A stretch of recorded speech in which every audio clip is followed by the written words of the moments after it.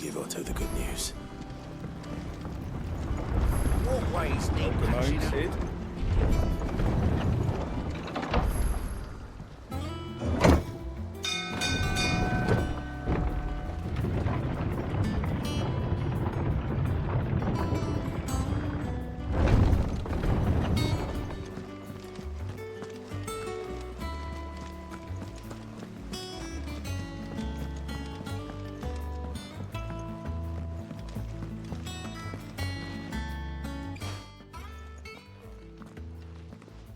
Clive, you're back. I am. And with glad tidings for once. Hugo Kupka is no more. Well, I'll be. All of our comrades who lost their lives back at Sid's place be smiling down at you right now.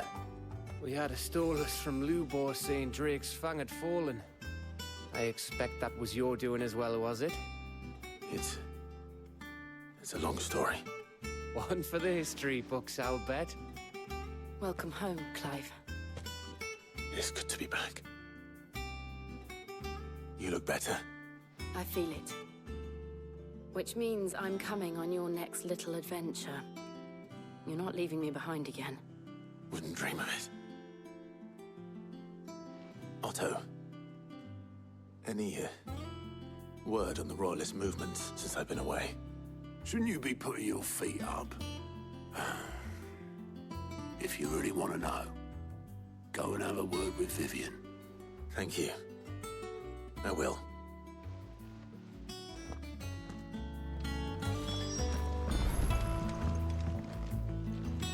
Ah, the conquering hero returns. And with hardly a scratch on him. I may have picked up one or two. Well, the fact that you came straight to me instead of visiting our resident physiker suggests that you picked up something more important. A scent. The scent of Waludas. The very same. But whatever plans Kupka was hatching with the Royalists, he took them to his grave. As did his men. Slaughtered by the orcs who'd taken over the Fang. Orcs, Vivian. I've never seen such creatures in Storm before. The Waludas must have ferried them over from Ash, but why? Why work to rescue Kupka only to invade his home, the mother crystal of an allied nation, and let both fall? It makes no sense. Do you know the tale of the blind men and the Adamantus? One can often be led astray by focusing too closely on individual details.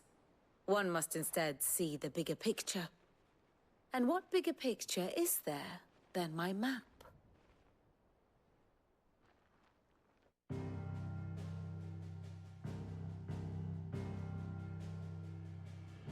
The Kingdom of Waloed claims dominion over all of Ash. It is a nation forged by the bloody conquest of Barnabas Tharm, the dominant of Odin. The Canvarian War of Independence in 849. The Battle of the Twin Realms in 865. The Battle of Belinus Tor in 873. Wheresoever his armies fought, Odin was found where the fighting was fiercest. But of late, the warrior king appears to have laid his sword to rest. Battle rages for control of the crystalline dominion. Yet Tharm sends not a single ship in support of his Dhalmekian allies. Meanwhile, the Blight ravages great swathes of Ash. Yet warlike Waloed shows not the faintest interest in laying claim to untouched lands. So why go to the trouble of sending an army of orcs into the heart of Drake's Fang, only to make no attempt to claim the Mother Crystal for Waloed? It can hardly be for lack of men. Tharm's armies rival any in the Twins. No. We have not seen the last of the Waluda standard. Odin will ride again. It is but a question of when. And on that day, who will be trampled underfoot?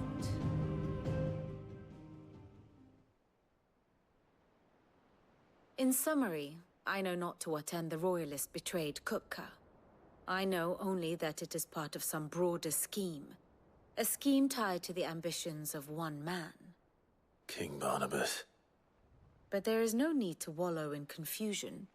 If one is to cure a sickness, one must first identify the symptoms. And your Lord Uncle has volunteered to do just that by keeping an eye on the Royalists' movements. He's really throwing himself into this. Indeed he is. Which means all that remains for us to do is await his reports. Well, not quite all in your case. The people of the Hideaway must hear the news.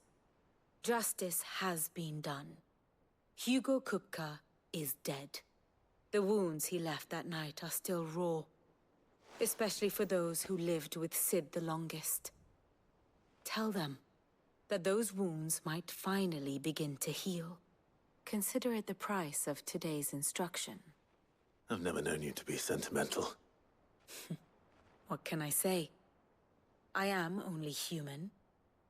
And we are, all of us, sentimental animals at heart. I suppose we are. Very well. I'll go and spread the word.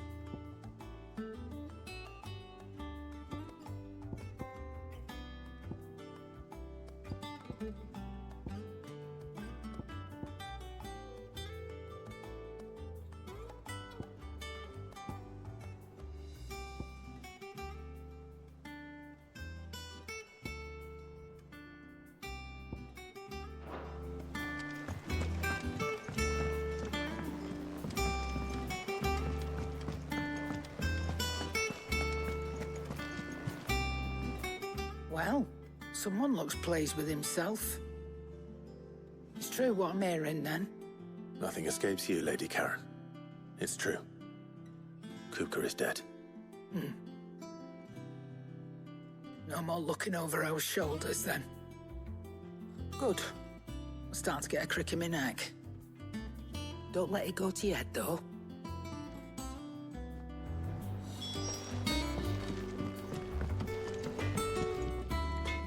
Blackthorn, do you have a moment? What is it? I'm busy.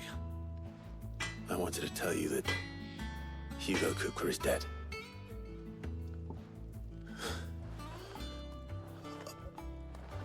I can't tell you how long I've been waiting to. This is it then. A new beginning. Under a new Sid. I'll try to live up to the name.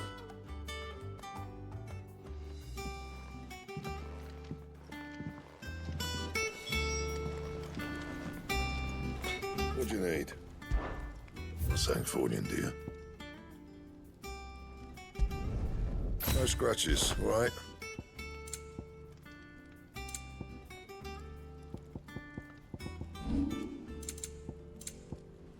Anything else?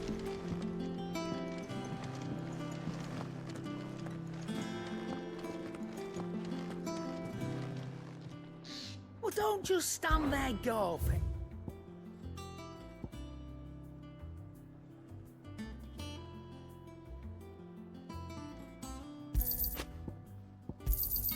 It'd better all be here.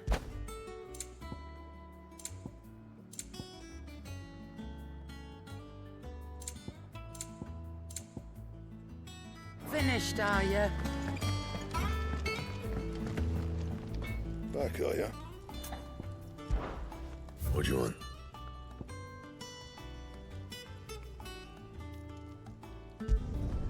No scratches, all right?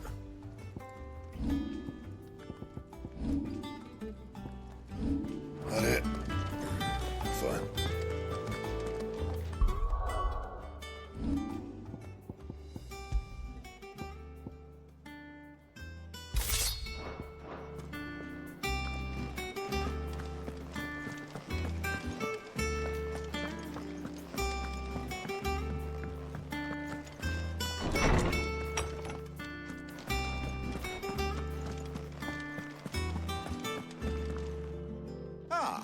Clive, have you come seeking the gift of knowledge? No. To share mine, actually. Hugo Kuka is dead. Oh, my. Can it really be true? Look, he's crying. He is. The big baby. And with good reason, children. These are tears of joy. We must offer up a prayer to your parents that the heavens might weep with us. There shall be no lessons today, only thanksgiving and merrymaking. Go, put away your things. All right. Brilliant.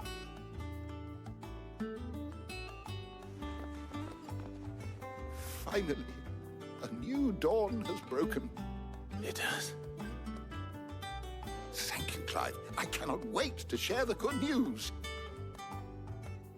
Hippocrates. After Kuka fell, Ultima came to me. I need to know what he is. Have you learned anything? Alas, no. And not for want of trying. I have scoured nigh every historical tome in our collection and found nothing. Not even the sort of conspicuous absence that might suggest a concealment of fact.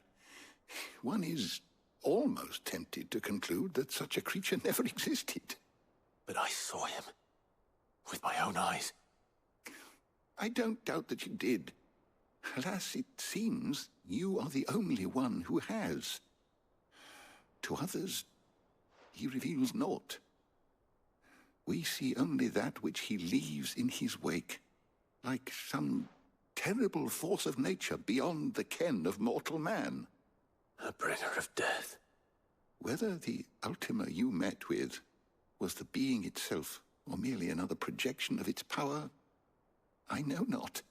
But until I do, my investigations shall continue. Thank you. It means a lot. Right. Let's see if Otto has anything else for me.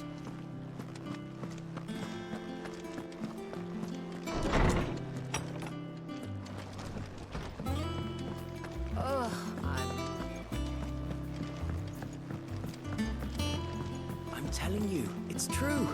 I heard it from Otto's own lips.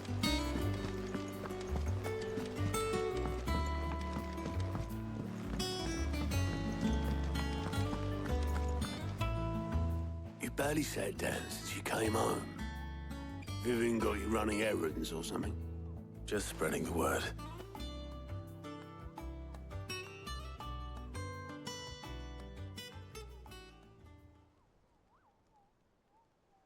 So, the Professor's got a soft side, has she? I'd never have guessed. No. She was right, though. Everyone was glad to hear the news. Ah, but you ain't told everyone. I can think of plenty of friends back at the old hideaway who'd sleep more peacefully for knowing. Not least of all Sid.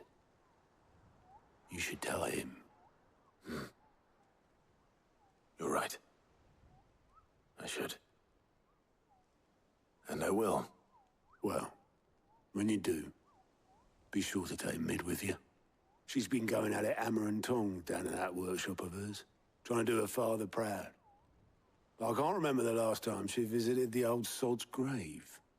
Very well. I'll suggest it.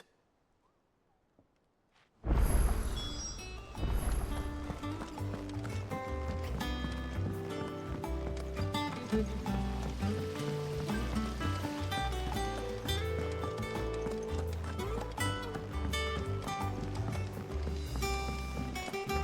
think Mid might need some help.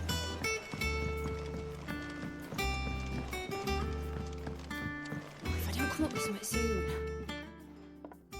All right, Clive? What do you want? I'm going to visit Sid, and I thought you might like to come with me. Sorry, I'm too busy for all that right now. I've got to get this thermal displacement stack sorted. Thermal... Displacement stack. Here. And this is for... Only the fastest, finest ship the world has ever seen. The Enterprise. Me and my dad designed it together. Where other vessels rely on the fickle winds to drive them through the water, ours is fitted with mithril engines. And those things have got more push than a behemoth in a bad mood, and more heat than all the hells put together. Which is where the stack comes in. I may have already talked some tight-lipped shipwrights into putting the hull together for me in a little dockyard in Canva. But the stack's a bit more involved, so I'm building it here. Thing is, it's so involved that I'm running behind and it's starting to hold things up over at the shipyard. I'll come and see my dad, though, when I'm done. Whenever that is. Is there anything I can do to help? Good old Clive. I were hoping you'd say that. First things first, I need some parts meching. The stack will be made up of 3 major components. There's the plating, here, that channels hot vapors away from the engine. The helm over the top, that disperses all that heat into the air. And the shielding around the sides. That stops the rest of the ship from going up in flames. A full suit of armor, then. Probably best to take it one piece at a time. Then you'll need to start with the plating. Everything else fits onto it. I've got the designs and the list of materials here. Show these to Blackthorn. He'll know what to do. I can't make head nor tail of them. Luckily, you don't need to.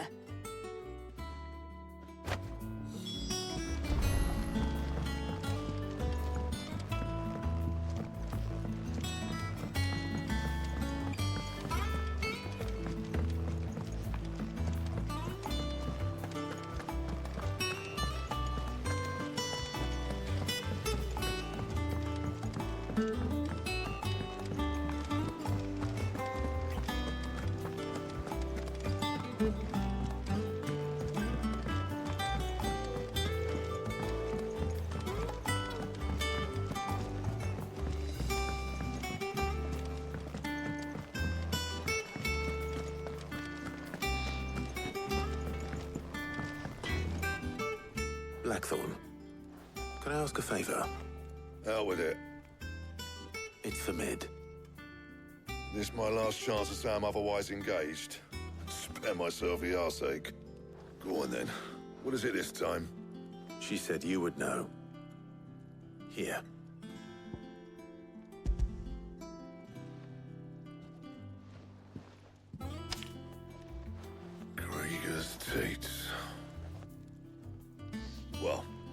what the hell you'd want this for, but I can make it.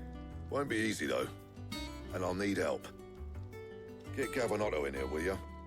All right.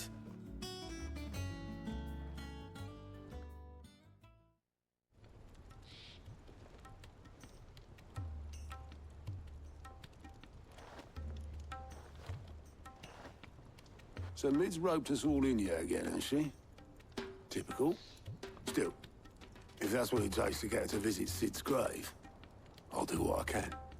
And, what is it we need to do, exactly?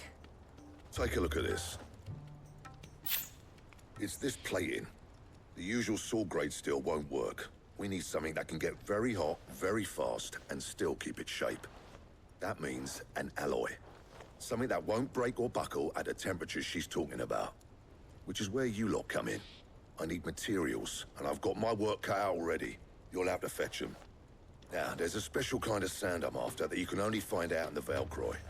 Stardust, they call it. As for the rest of the stuff, my usual supply should have it in stock.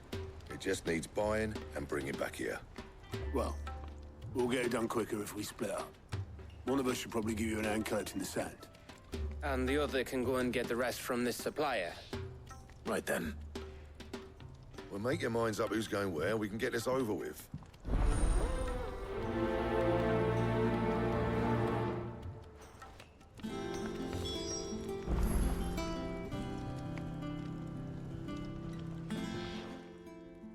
You going after the Stardust then, are you? Which one of these two lucky souls is going with you?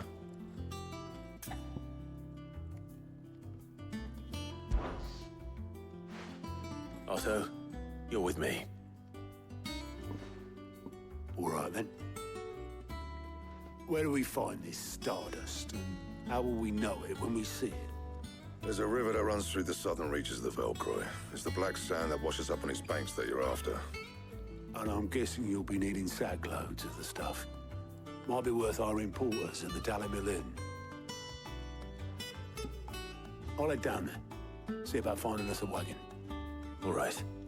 I'll meet you by the river. You two take care, eh? I'll go and see this supplier. Just don't let the bastard fleece you, eh? Ah, he wouldn't do that. He's Blackthorn's mate. Isn't he? Best of luck.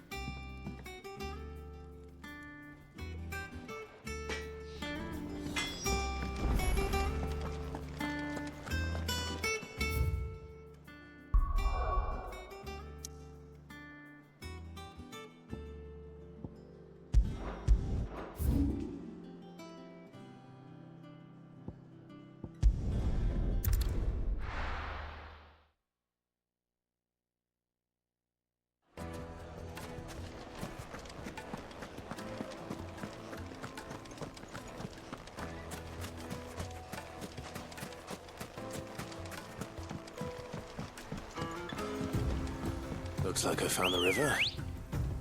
Now where's Otto? Good girl.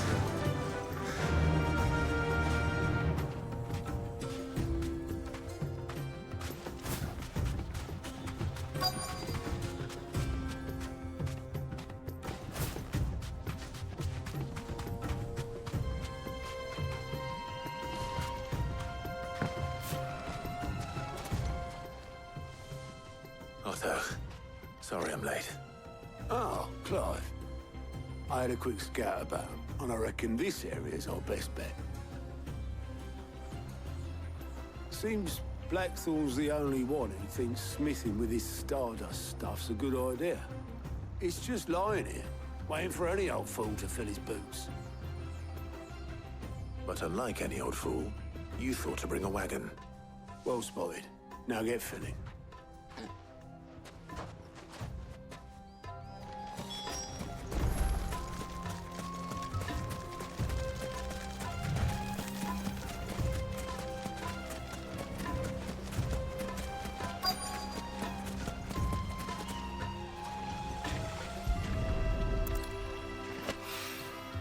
So this is Stardust. It just looks like black sand to me.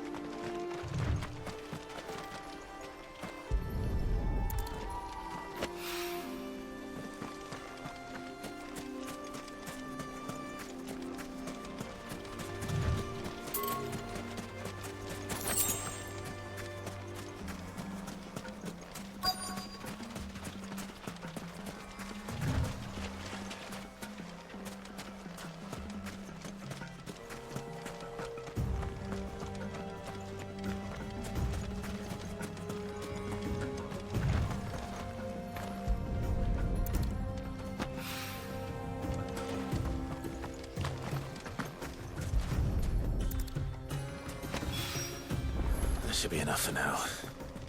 Let's see how Otto's getting on.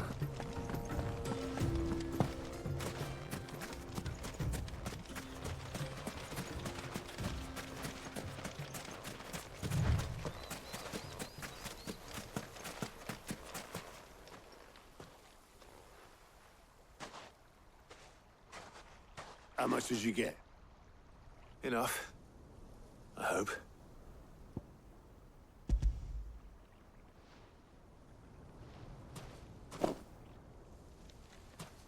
More than me. Put it all together and I can't see Blackthorn complaining. Much. Here, Clive. Do you fancy a walk?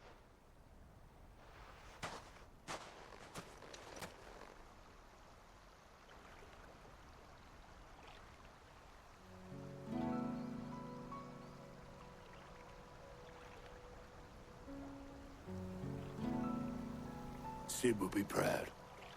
Of what? Of you, you idiot. The way you've carried on what he started. When we first met, I had you down as a spoiled little puppy who enjoyed nothing more than biting the hand that fed you. But 5 years on, you're the one doing the feeding. So thanks for proving me wrong. You weren't wrong. But I changed. Thanks to Sid. And thanks to you. When I suggested taking on his name, you were the first to back me. And if you hadn't, no one else would have. I couldn't have done any of this without you, Otto. Yo, give over. You're making me blush.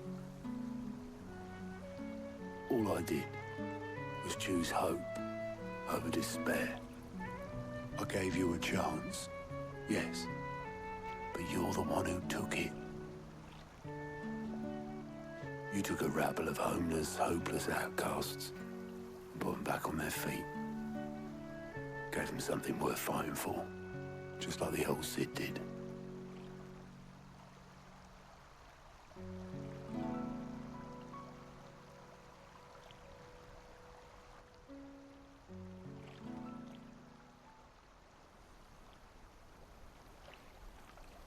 About time I was heading back, I reckon. All this scrabbling about in the sand's taken its toll on the old pins. I'll see you back at the hideaway then. You can take a well-earned rest when you get there. Oh, I plan to. Believe you me.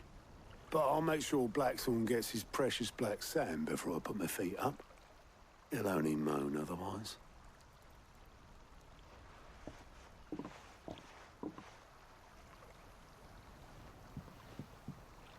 Right. Ready to go home, boy?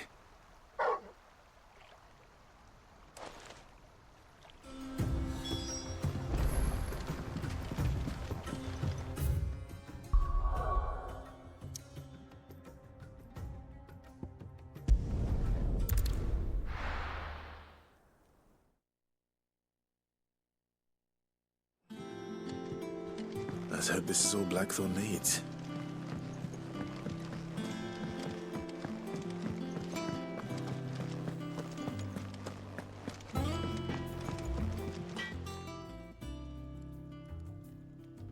Blackthorn, got everything you need? Yeah. Yeah, I do. Cheers for the stardust. Should be enough to be getting on with. Nice to get out and about for once. Let's do it again sometime, eh? I'll make a start on putting this thermal plating together then. It will take some time, mind. So if you've got other things to be getting on with, I could do without you breathing down my neck. Thank you, Blackthorn. I'll let Mid know construction's underway.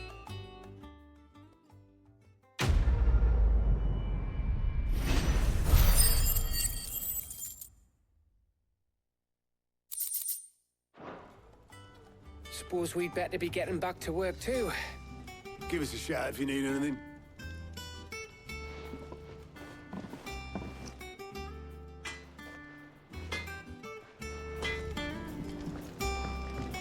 Crack the crystal too.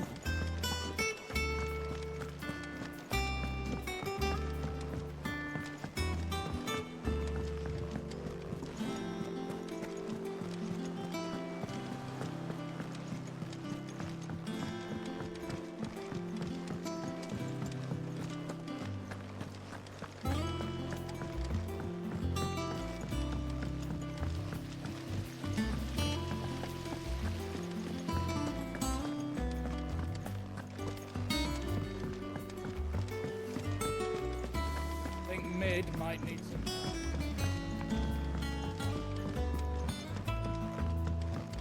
If I don't come up with something soon. You'll be pleased to hear that Blackthorn started work on the plating. Excellent. 1 down, 2 to go. So, what's next? The helm, of course. For this, we'll be repurposing fallen scrap. Salvage from the ruins? I thought that material was all but impossible to work. Ah, but we don't have to. I'm sorry. Just so happens there's one particular ruin that's broken into exactly the right shape and size pieces for what we need. What's the name back there? I'll give you all the details. What's her name? Right.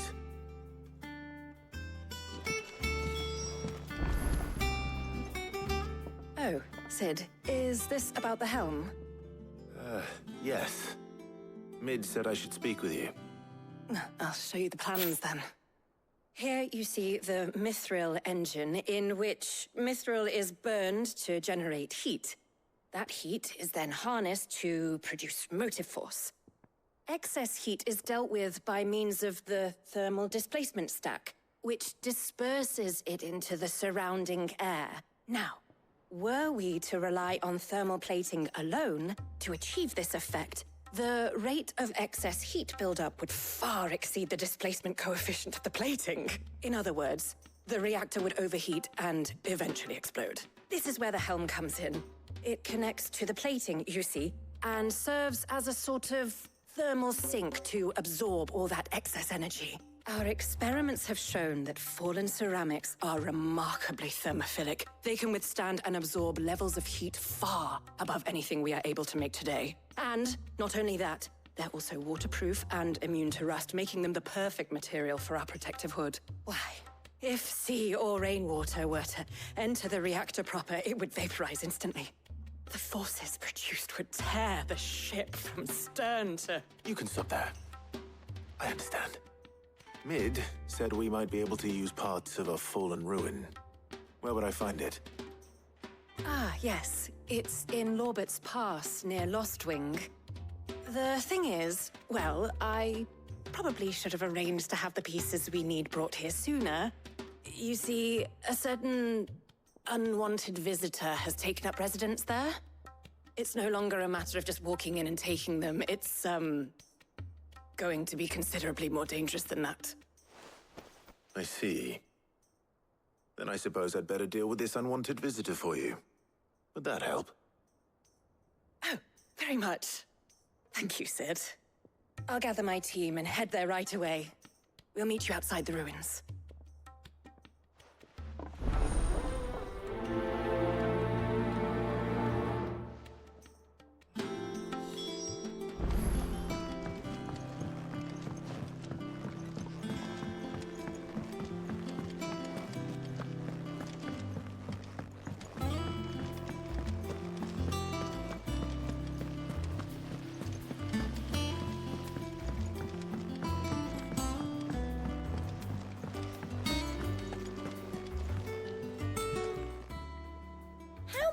Help you today, Clive?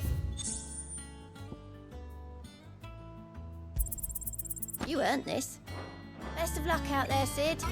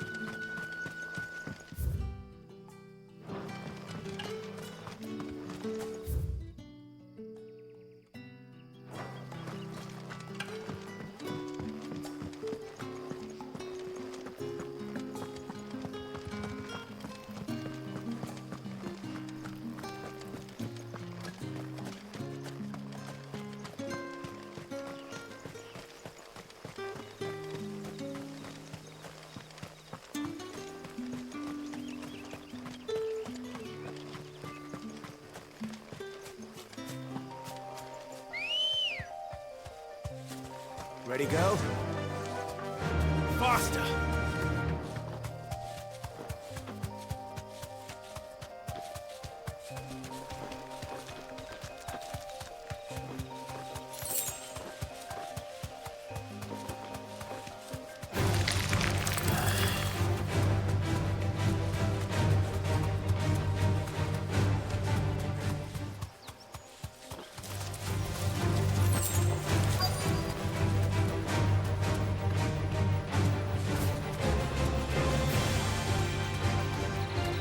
Safe.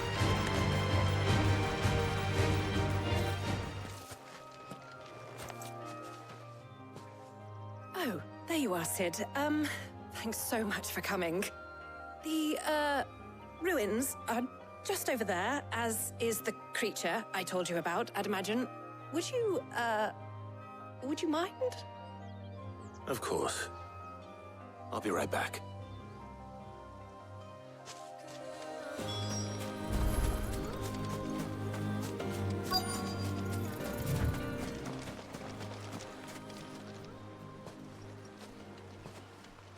Anybody home?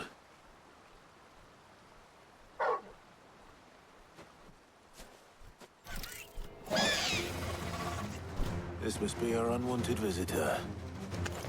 Time to go.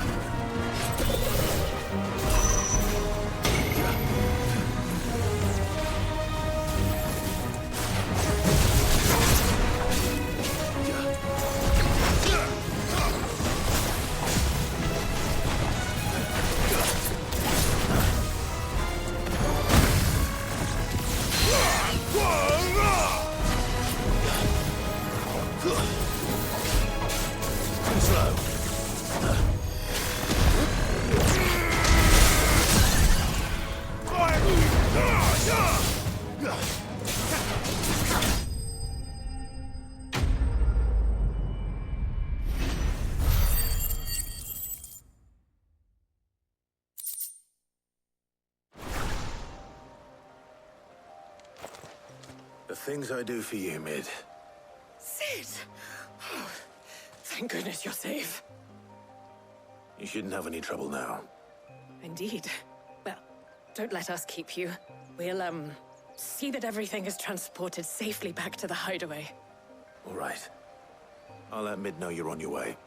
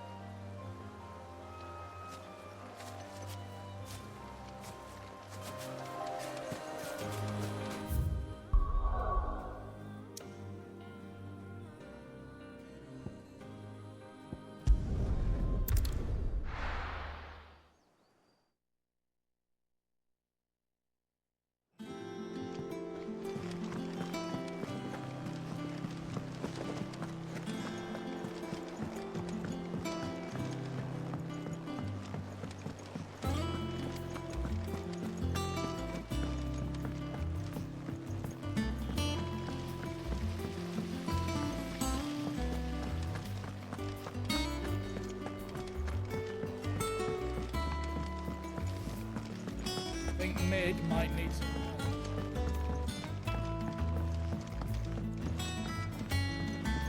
If I don't come up with something soon. Mid. Helena has recovered the material for the helm. She'll be along shortly. Excellent. Another job well done. And just one remaining. Right. Right, the shielding. This one's a bit of a bugger.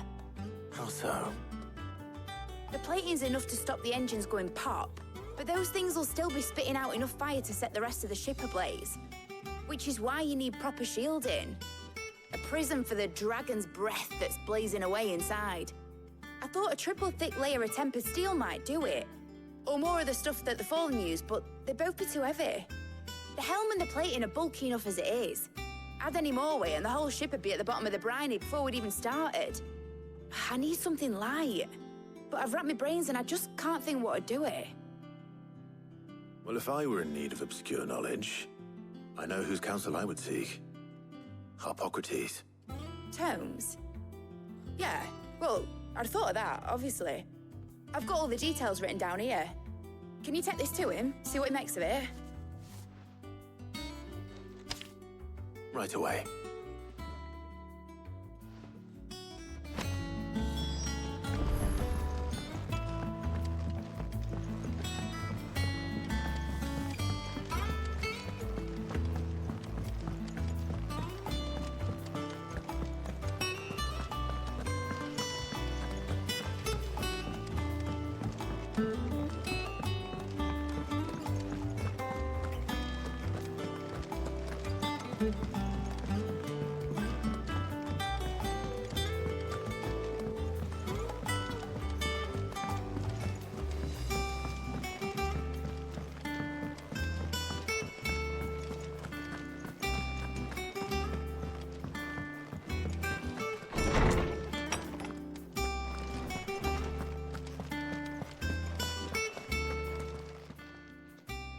Harpocrates, do you have a moment? For you, Clive, always. Well, actually, it's for mid this time. Could you take a look at this?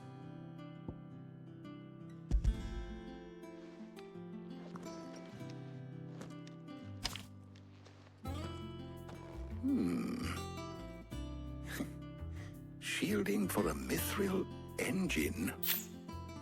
Whatever will that girl think of next? What are these notes around the edges?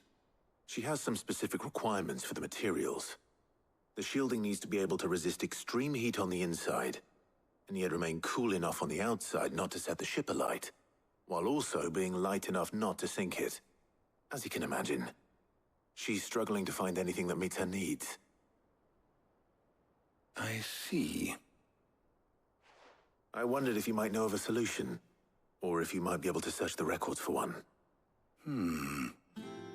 Perhaps it is not a different material she requires, but a different approach. What do you mean? Consider the lake we have made our home. Its blighted waters eat away far more quickly than fresh water or even brine, at timber and steel alike. And yet, we have made a home here from those very materials nonetheless. We have. But Bardolph must varnish every board twice over to keep it from rotting. And Obelisk complains that without a constant supply of pitch. I see. Early Gregorian histories speak of a preparation known as moon dew. It is said to be able to resist even the most ferocious flames. Before the dragoons tamed the worms and wyverns of the realm, nobles would daub their castle walls with it in order to guard against dragonfire. So if we could recreate it... It might be applied to some material or other in order to provide the protection Mid requires. As to how best to apply it and to what material, perhaps Bardolph and Obelisk might be of assistance. I shall speak to them and see what wisdom they might have to offer. If you would be so kind as to procure the necessary ingredients, I shall discuss the specifics of how it might be most effectively put to use with our two friends. The knowledge of the past may yet prove useful to we of the modern era. Thank you, Harpocrates. And since you're asking others to help you, perhaps I should too.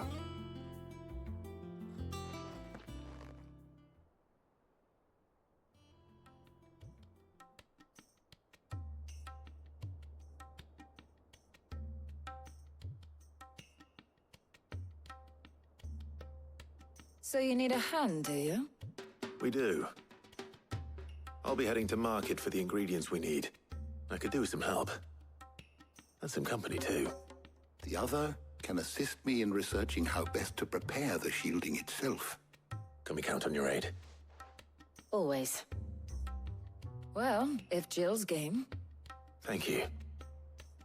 I am sure either of these fine young minds would prove indispensable in my research.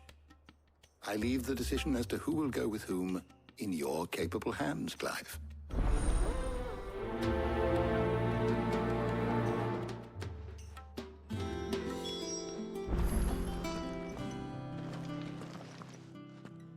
So, Clive, have you made your decision?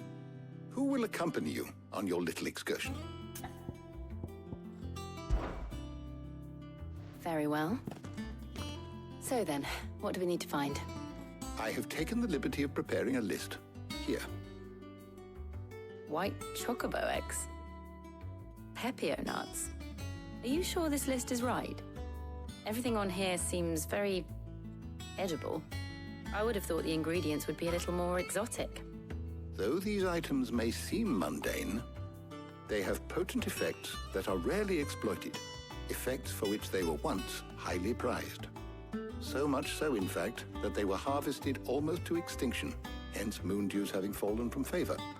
Now, of course, they can be obtained with ease. You should be able to find everything you need at the market in Northreach. Is that so? I've been meaning to visit Northreach anyway. I'll set out now. Join me there when you're ready. I will. Until then. You two enjoy yourselves. You too, Talia.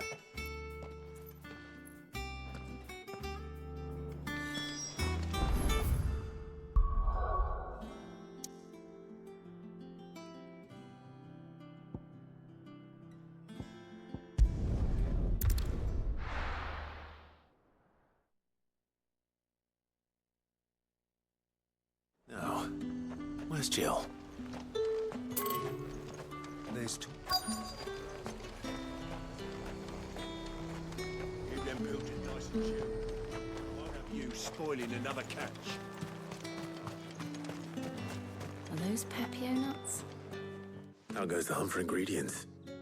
I've only just started. I'm sure everything we need is somewhere amongst all these stalls, though. Why don't we split up and see? We'll take a couple of ingredients each. All right. What am I looking for? How about you look for the Pepio nuts and some garlic? I'll find the other things we need. We can meet by the gate when we're finished.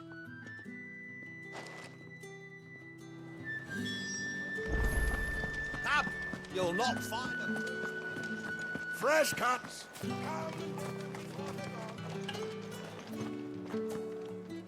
You haven't much, but you're free to look.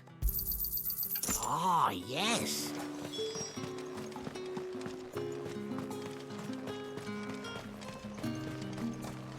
Buy, sell, or be gone. That's everything. Let's see how Jill's getting on.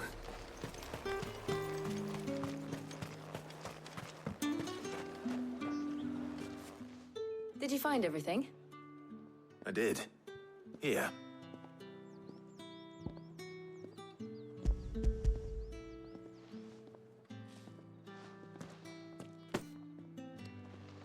Garlic and Pepio nuts. Perfect.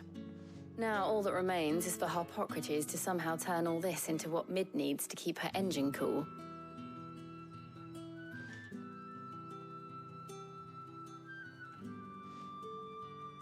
But before we head back, would you walk with me a while?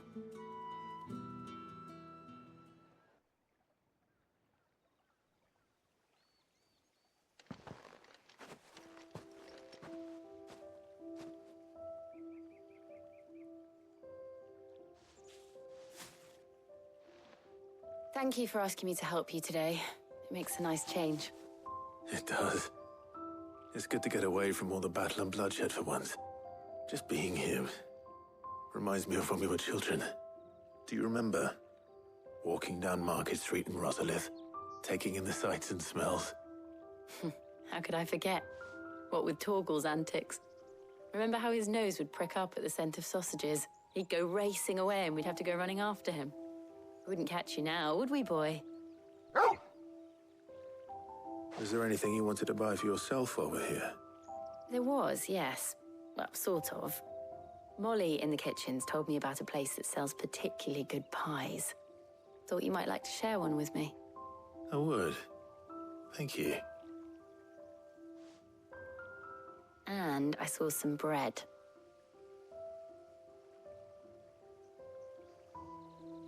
Big white cobs like the baker back in Rosalith used to make. What do you think? I thought we might get some soup to dip it in. But then I tried a slice of the butcher's dry-cured ham and it was just... oh.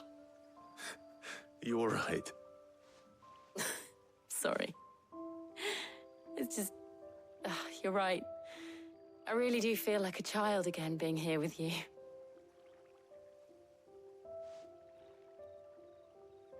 Clive. Is it wrong of me to enjoy this? No, Jill. This is how life should be. And it's how our lives will be when our work is finally done. When we can live on our own terms. I hope so. Thank you, Clive.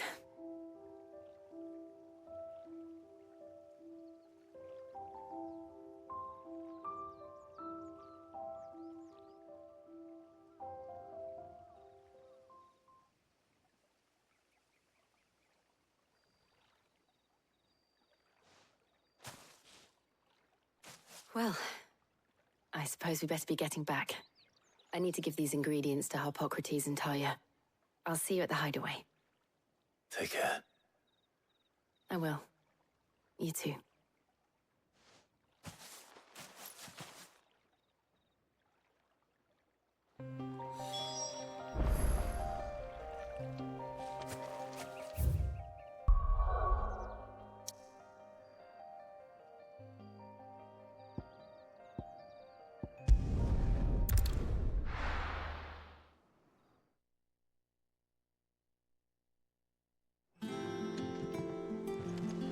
I wonder how Harpocrates is getting on with the moon dew.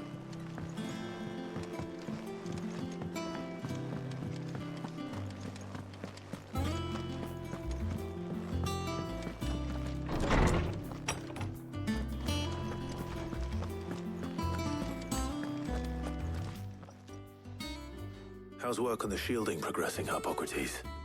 Well, very well indeed. And thanks in no small part to your kind assistance. I was just explaining to Talia how we might best go about preparing the moon dew. And now that we have all the ingredients, we may begin. You can count on me. I've mixed more than a few mysterious concoctions in my time. I'm sure you have. What about the shielding itself? Work is underway, under the watchful eyes of Bardolph and Obolus. Apparently, it'll be ready soon. Thank you. All of you. Right then. Jill, would you join me in the infirmary? Many hands make light work and all that. Of course.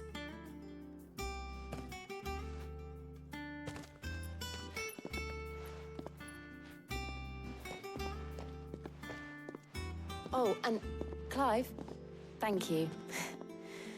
It was nice just being with you.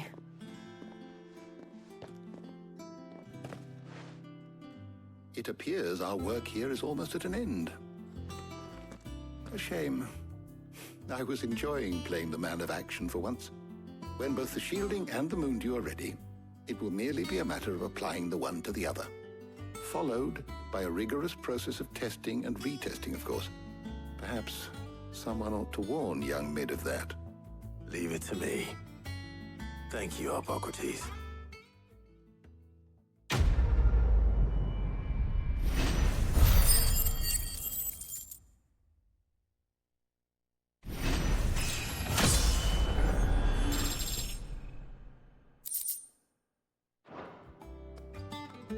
Well, I'd better go and give Mid the good news then.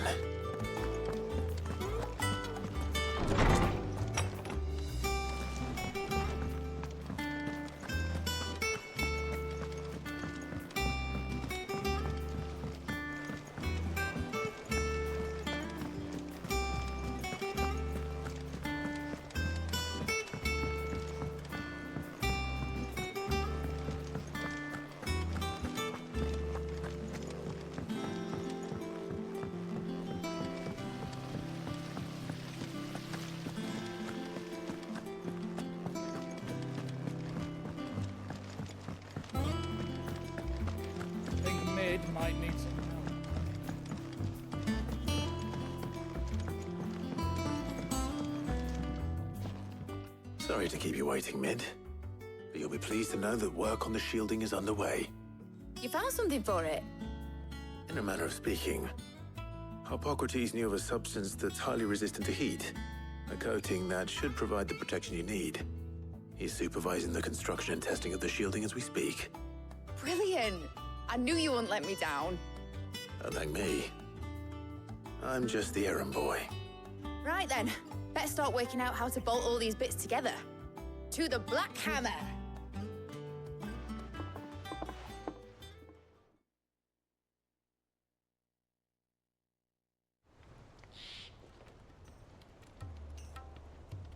You know, when I got into the smithing game, I thought I'd be making swords and shields, not thermal bleeding didgeridoo-dahs. Displacement stacks. Same difference. Whatever you call it, I ain't putting it together in here. It's cramped enough as it is. Let's take this outside. Mid, you get all the parts lined up on the deck. I'll take care of the rest. On my way! Oh, and bring me the biggest hammer you can find. This is gonna require some precision walloping.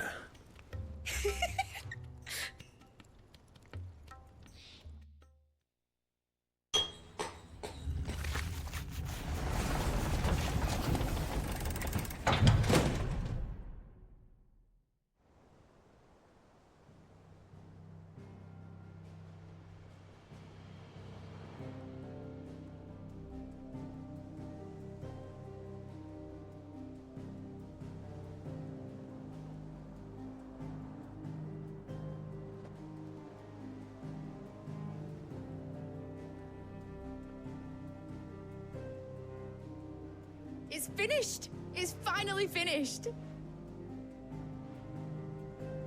Thank fuck for that. I'll be feeling my hammer arm for weeks. Thank you, Clive, Blackthorn, everyone. That's one down and just 3 more to go. I'm sorry. Oh, didn't I tell you? The Enterprise has 4 mithril engines, and we'll be needing a displacement stack for each. You don't mean... Don't worry. Now they've got a finished one to work off. My gang in Canva can build the rest. Good luck to them, I say. Right, I'm off to get a sling for this elbow. Any other work comes in, keep it to yourselves, eh?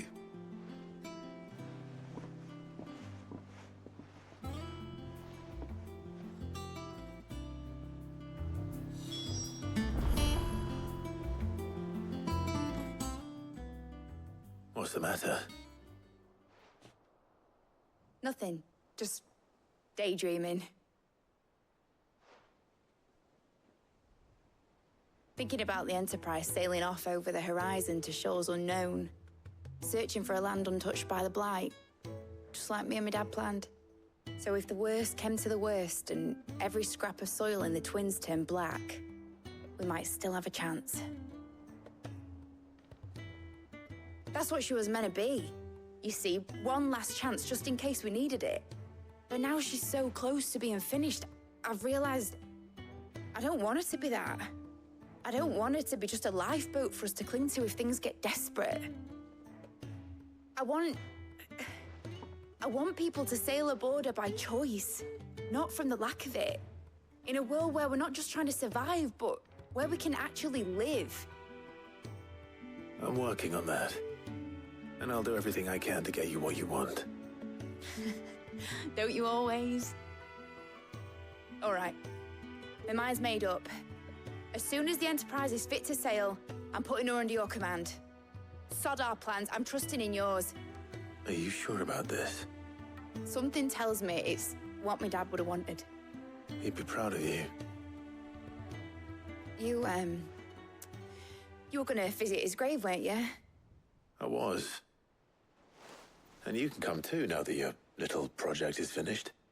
Right. There's just one thing I need to finish up first. Won't be a mo. All right. I'll let Otto know you're coming. Meet us in the mess when you're ready. Aye, aye, Captain.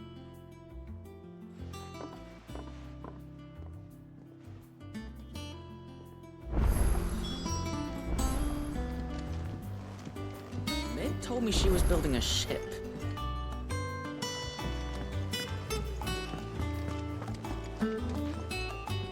All right, Clive. Asterix. We'd finished sending half the hideaway traipsing across the twins, has she? I swear, that girl'd do anything to put off visiting her old dad's grave. No excuses now, though, eh? Not quite. She said there was one final thing she had to take care of. I'm sure she'll be finished soon enough. She said that? In those words? She did, yes. Clive? Were you born yesterday or something?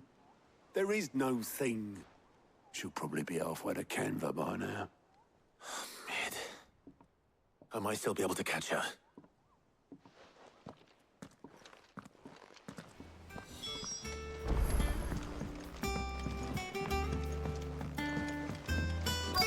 Is that the thing Tom's Obelus, have you seen Mid? Yep. In a boat, going that way. Then I'm too late. You in a hurry and all, are you? I offered to take her across, but she wouldn't wait. Just paid for a dinghy and rowed off. Oars going like the clappers. Got some life in her, ain't she? But anyway, I was on my way up to see you, as it happens. Got a letter for you. Urgent, by the sound of it. One of your uncle's men said I was to hand it to you in person, post-bleeding haste. And you're here now. Thank you, Obelus. Don't mention it. What tidings, Uncle?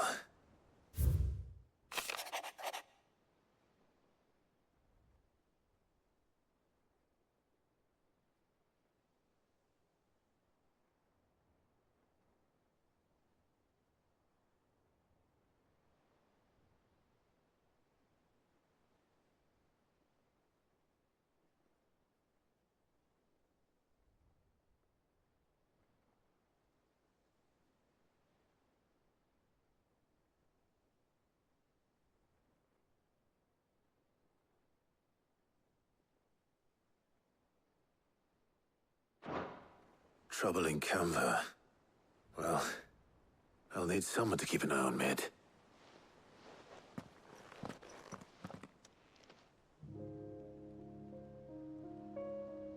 So what? Mid got us to do all the dirty work and then just sailed off into the sunset? It, seems that way. Well, nothing we can do about it now. But next time you plan on visiting Sid, you might want to tie her to something before you suggest it. Ah, don't be so hard on her. Gotta admit, the dirty work was kind of fun. Everyone pitching in, all that bollocks. Just like when we built this place. You're right. Anyway, we all set to head to the old hideaway. I could do with getting to Canva pretty sharpish. Wouldn't do to keep Lord Rosfield of the Seven High Houses waiting now, would it? Not after he asked for me personally. Gav will be leaving with me. Will you mind the place while we're gone? You can count on me. Just be sure to give Sid and the others my regards. All right. Oh, by the way, Jill will be joining us too. She's got some things to take care of, but she'll meet us there. I hope she's telling the truth at least.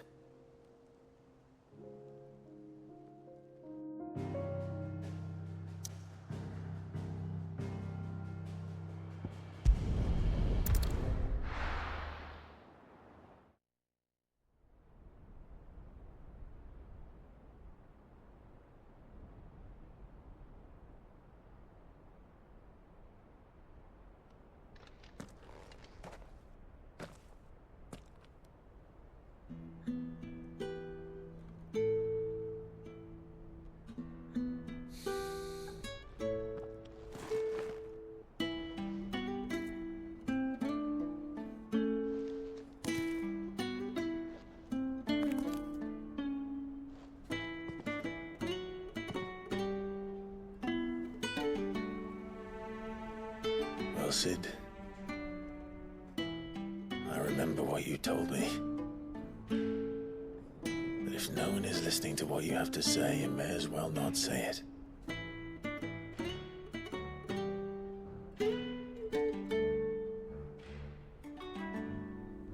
But I will say this, old friend. Hugo Cooker is gone. His shadow looms over us no longer. It's a pity the Phoenix can't be in two places at once. If he'd have been with us, maybe he could have done something for the lost. Not even the Phoenix can bring people back from the dead. Life has a beginning and an end. So we must live while we have the chance. And not as slaves to the crystals, but as free men. May we join you?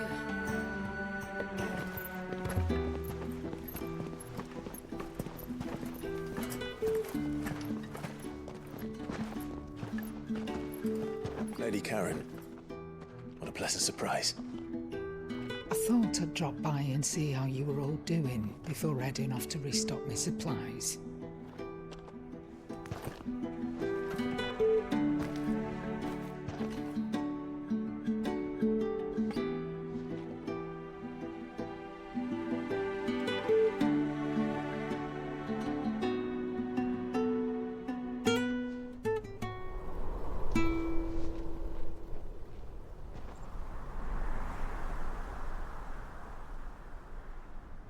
It wasn't the most scenic view back then, but it were never as bad as this.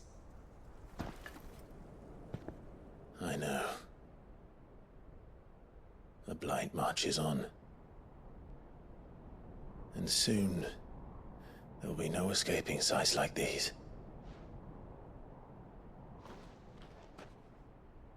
So our mission remains unchanged.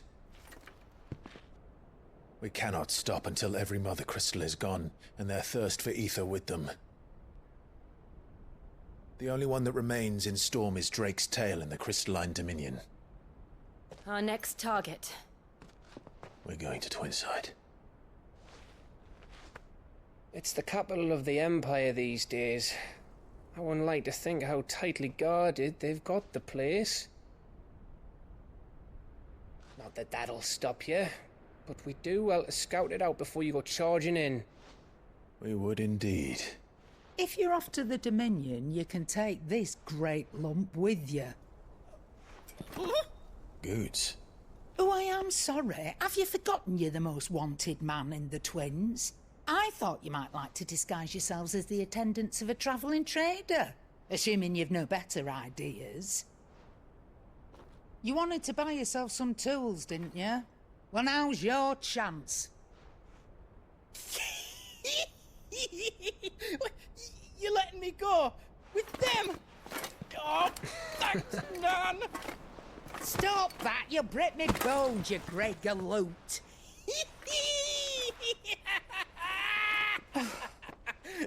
There's a caravan that runs back and forth between the Dominion and the Bocklad markets. It's managed by the Merchants Guild. Just show them Goots' traders pass and you'll be on your way. It'll be a damn sight less risky than footing it the length of the Crystal Road. That's for sure. Thank you, Karen. And glad to have you with us, Goots. Okay then. I'll get me things and I'll meet yous there. See yous down in Bocklad. Get off! Me poor fingers! Jill, you're with me. Understood. And Gav? Already on my way, Captain. Be careful. Aren't I always?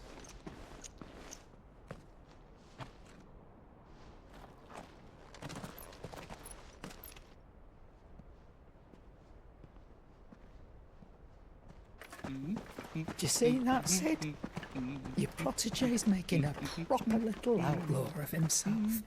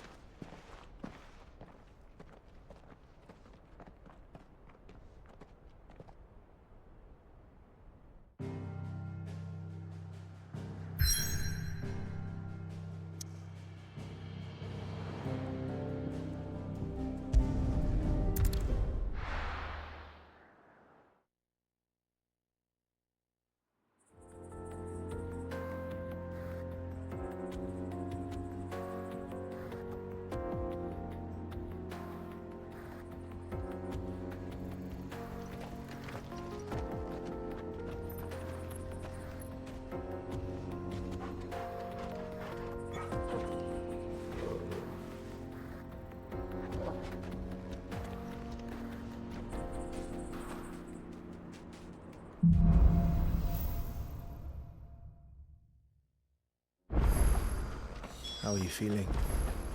Better. Thanks to Taya. I'm glad to hear it. And Togla helped. The new boy. Fly, Ambrosia!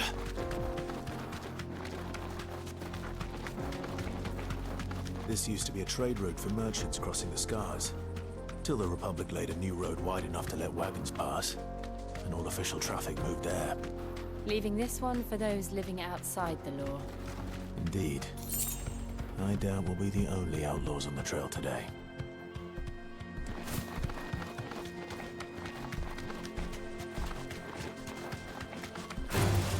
Time to fight.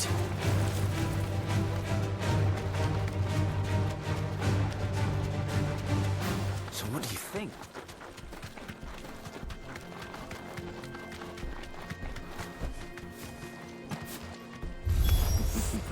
How nice. They have a hideaway of their own.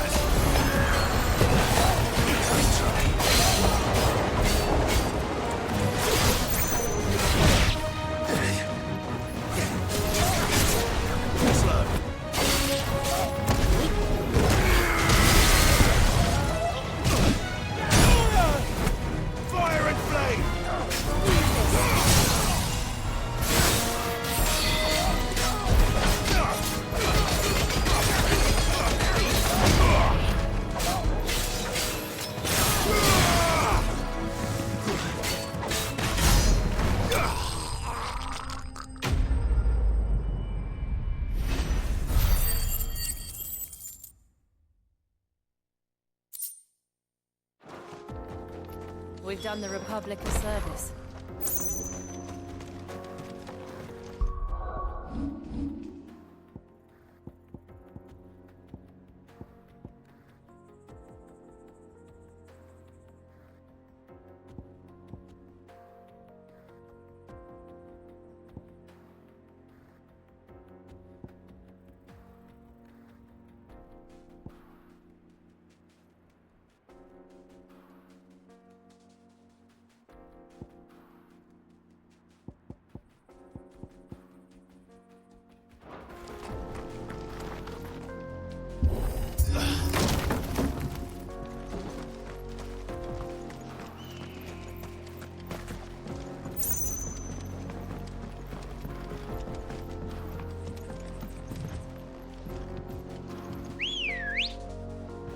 I see the Dalmex lag behind this area when it comes to bridge building.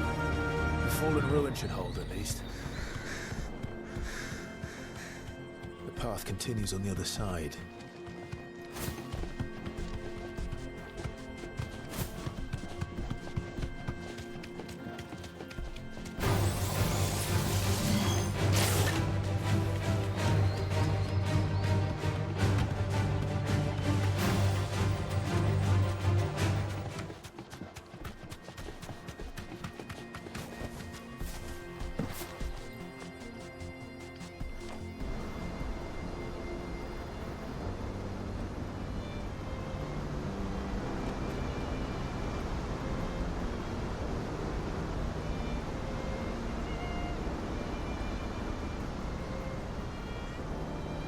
So this is Zemeckis. land of the gods. It's even more impressive than I imagined.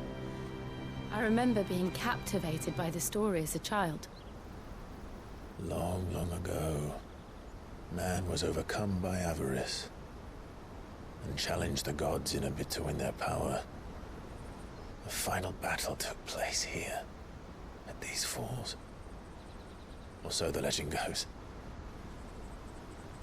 If anyone ever manages to plumb those depths, perhaps we'll learn if there's any truth to the tale.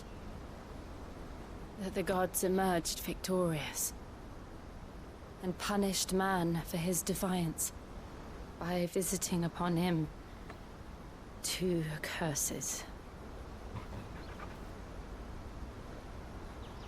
Dominance and bearers.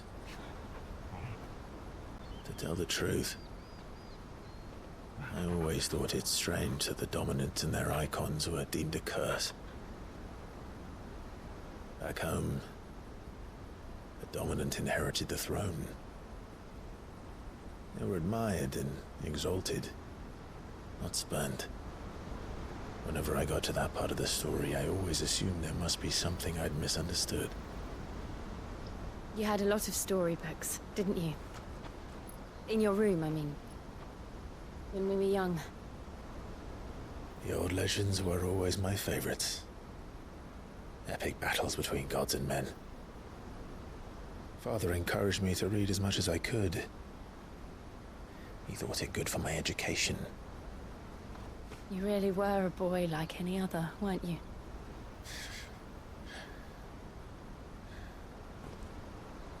Just look at this place. It's enough to make you believe the legends are true. I know.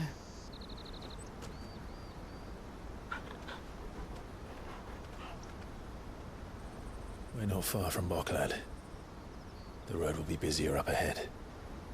And we'll have to keep our wits about us.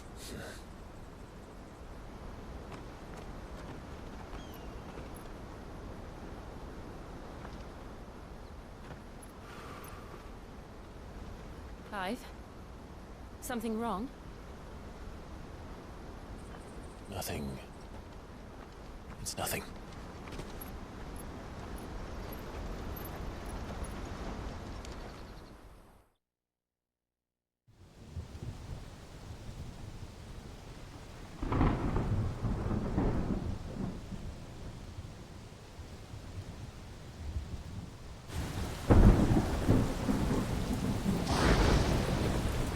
I see the reports are true, Father. You have surrendered the throne to Olivier. I have. Emperor Olivier shall rebuild the Holy Empire of Sanbreque.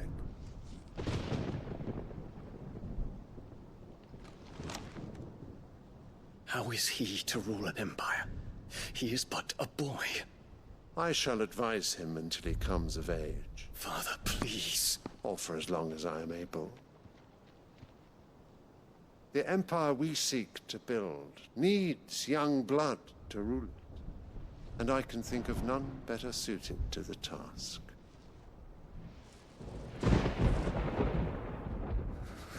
There is other news, Dion. Hugo Kupka is dead, and Drake's Fang destroyed. The pillars of the Republic have fallen. Ere long, the Imperial banner shall fly over every city in storm. And then, Valisthea. All shall bow before their Emperor. Father, these are the words of a tyrant. They are the words of a god. The Emperor whom I gladly serve. Great Greeker, made flesh.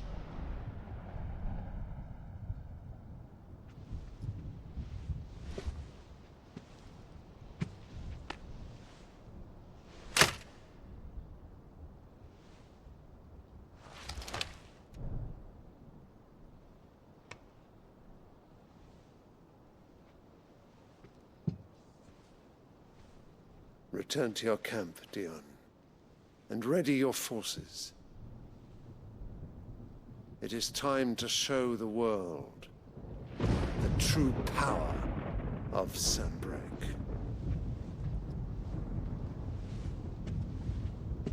Father. I find you much changed. Is this truly the path you wish to tread? Or are these the ambitions of another? Of Ultima, perhaps? What nonsense is this? I speak my mind, and my mind only. Though I do owe Annabella thanks for reminding me of certain truths regarding the nature of nations, of rulers, and of the divine. You would trust the words of this traitress? She betrayed her country. She slew her husband. You have ever been an invaluable servant to Sanbreque, Prince Dion. I trust you will continue to serve your Emperor in the wars to come. The canker! Silence! Insolent wretch! You will bend the knee. All else is heresy. Sire, forgive me. This audience is over. Come, your Radiance. The Rowena Syndicate awaits your pleasure. Oh, not another meeting with silly old men. They're so boring. I'm hungry, Father. Can't we have luncheon instead?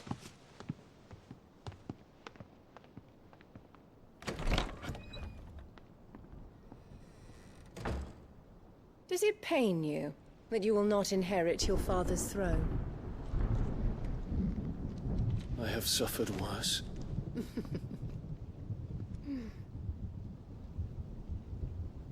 Count your blessings, Dion. For a base-born child to be chosen by Bahamut is miracle enough. You have risen high on his wings, but you shall rise no higher, lest your impure blood stain the throne. What do you know of my blood?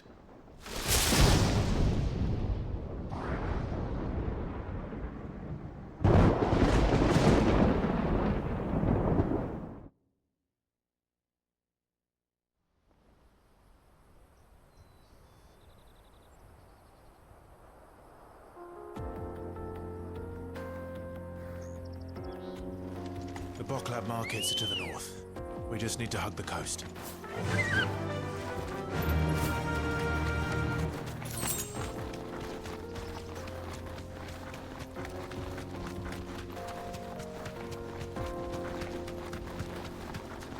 Infiltrating the Dominion won't be easy with the Imperials on high alert. No. His Radiance has lost one capital already. We can be sure Sylvester will do everything in his power to hold on to Twinside. His troops are well-trained and increasingly battle-hardened. But it's not as if we can wait for the siege to end.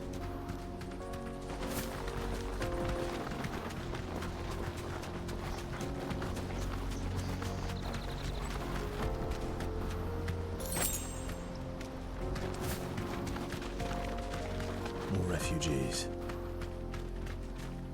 And they're all making for the Crystalline Dominion. Because they don't know how to live without the crystal's blessing.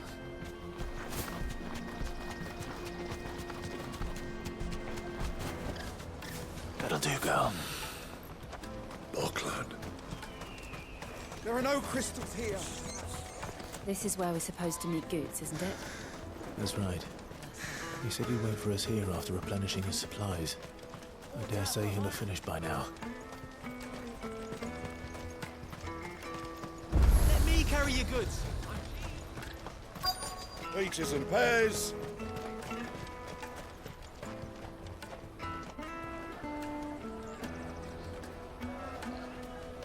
Wonders from across the water. Come one, come all. Feast your eyes. Good sir, can I interest you in...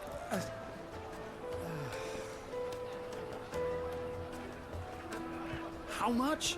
For a measly crust of bread? You won't find any cheaper. Not nowadays. But you're more than welcome to look.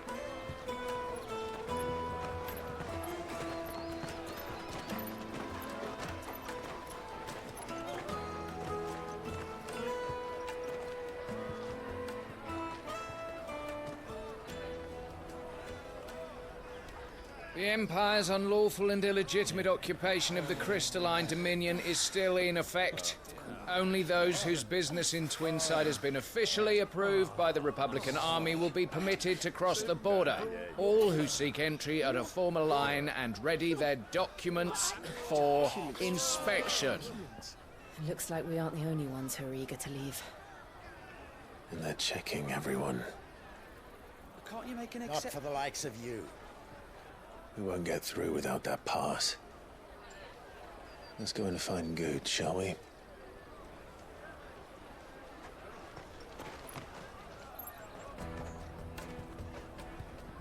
He must be around here somewhere. They're sweet as nectar. I'll take the large one. Ah, Good. There you are. Clive, I'm so sorry. Don't tell Nan, will you? Slow down, Good. Just tell us what happened. It's me trader's pass. It's gone. We cannot ride the caravan without it. We won't even be able to get through the flipping checkpoint.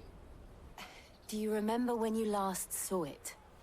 It was in my pocket a minute ago. Then a bairn bumped into me and... Yeah. You don't think that they might have nicked it, do you? It wouldn't surprise me. A busy market like this is prime territory for pickpockets. So, to get the pass back, we need to find this child. Where would we even start? I know where! I've got a pal in Bock lad who might be able to help us. No one knows more about what goes on round here than she does. Where do we find her? She's the owner of the Crimson Caravans, up that way. Sign's got a red chocobo on it. No time like the present. You two go on ahead. I'm gonna check the rest of my stuff, make sure nothing else is missing. All right. We'll meet you there.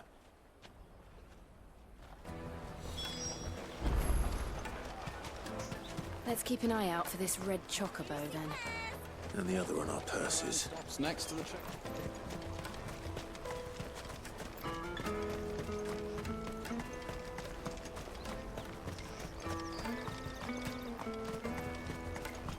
Out of my sight, wretch!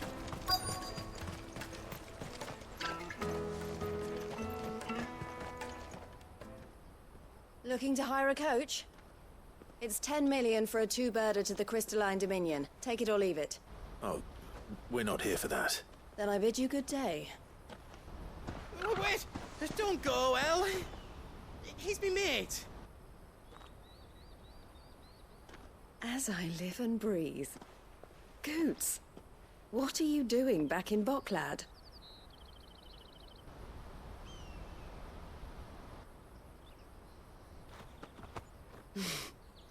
I gather Lady Karen didn't send you.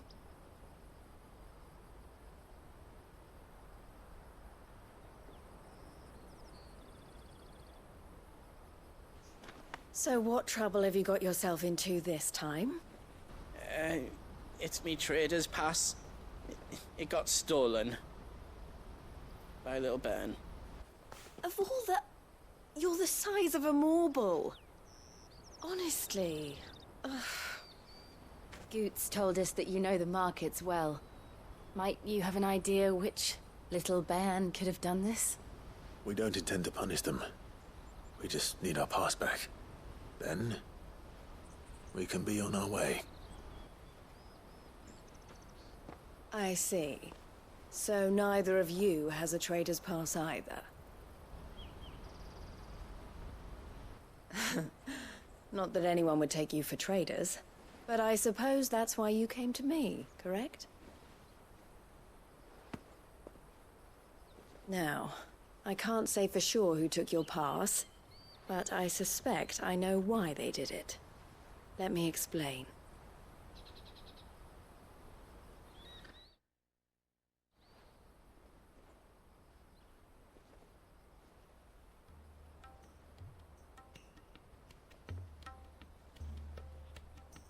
Ever since the Fist marched on the Dominion, the Republic has been clamping down on any commerce that might aid the Empire more than it does us. Which means traders' passes have gone from being merely a way of easing one's progress to being essential if one wishes to cross the border at all. And with demand outstripping supply, they've become a precious commodity, leading some to seek to acquire them by less than legitimate means. So the children are stealing passes to sell on the black market? Yes and no. Passes are inscribed with the names of their owners, and yet none of the victims' names have appeared on the register of those passing through the checkpoint. Which means? That someone is doctoring the stolen passes. The same someone who is encouraging the children to steal them. And the same someone who has Goots' pass, no doubt. Whoever they are, they're ruining the livelihoods of honest merchants, which is why we've decided to take a stand. Will you stand with us? You want to get your pass back, and we want to ensure that no more are stolen. Catch whoever's behind it all, and 2 birds shall be slain with a single stone. Is there any other way of getting to the Crystalline Dominion Goots? They won't let you in if you're not with the caravan. It's that, I don't know, try swimming across the strait. But the guards will definitely spot you if you try and do that. Like, we don't want to get spotted, right? So either we find the people who took the pass, or give up all hope of entering the Dominion. All right. We'll help. Thank you kindly. But I don't know your name. Eloise at your service. Clive. A pleasure doing business with you, Clive.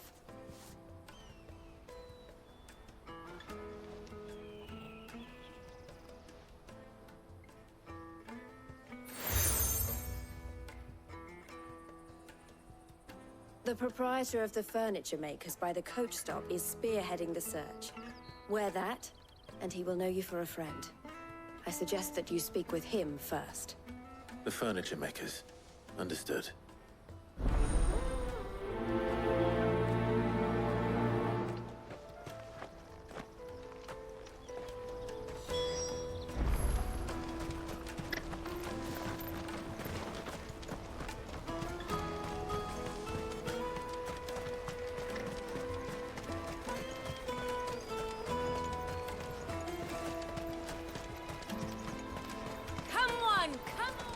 Jug of snake spit for the... The caravan stops next to it.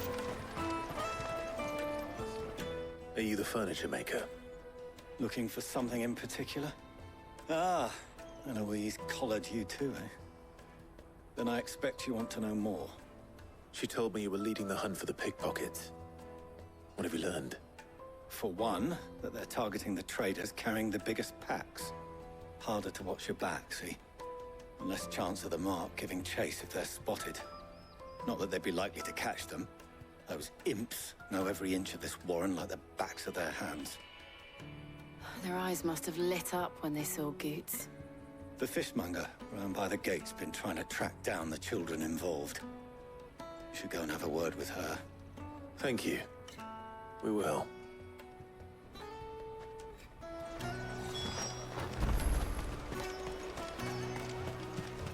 You won't find anything of this quality in Twinside. You should come with me to the Dominion. Fish for sale! Fresh sorted and smoked! Can I interest you?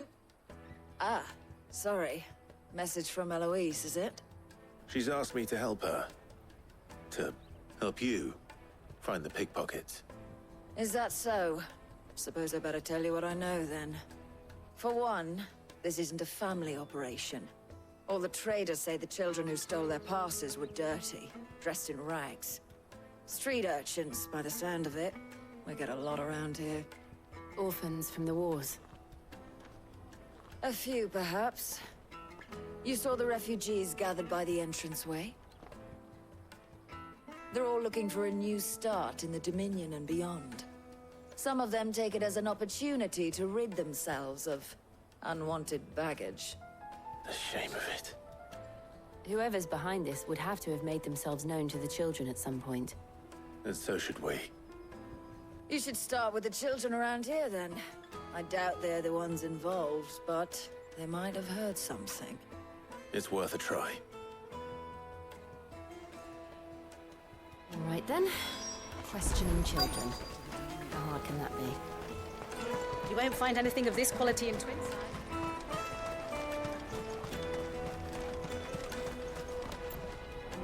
Do you have a moment? What do you want? What I want is to know who's asking children like you to pick pockets. I don't know. Nobody's asked me. What's picking pockets? Do you get paid for it? No, you get in trouble for it.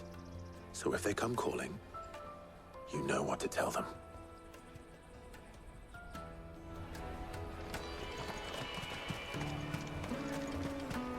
The finest everywhere from the free city! Excuse me.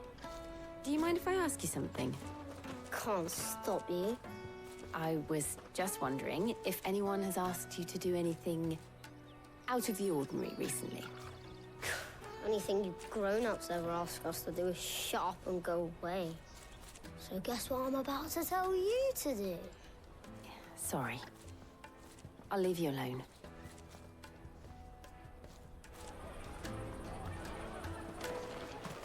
Come and taste my peaches! Tight-fisted. You won't find anything of this quality in Twinside. Caravan stops next to the check. Jug of snake spit for the road? Excuse me? What do you want? I don't have any money. It's all right. We're not going to hurt you.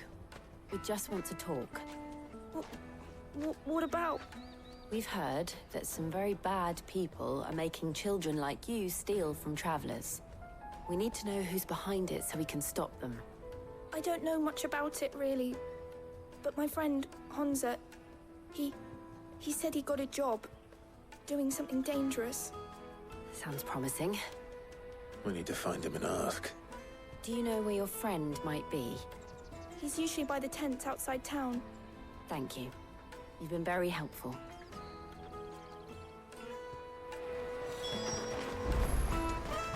Come on, come on!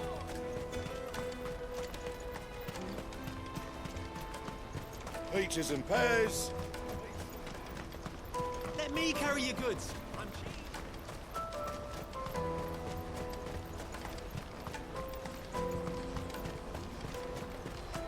That's that then. She must have meant the refugee camp. Let's hope he's still nearby.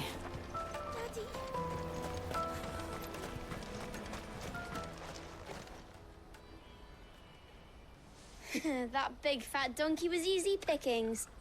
He wouldn't have noticed if we'd robbed his boots off him. Yeah. Wish we hadn't handed over the pass, though. Could use one of those things to get out of this dump. Chance would be a fine thing. The moment they found out, they'd string us up by our guts.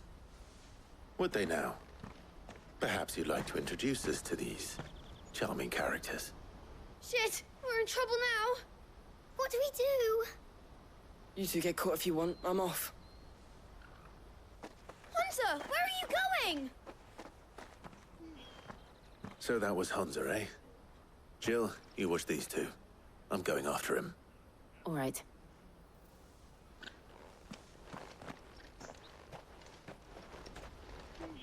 He can't have gone far. I need to find him before his employers do.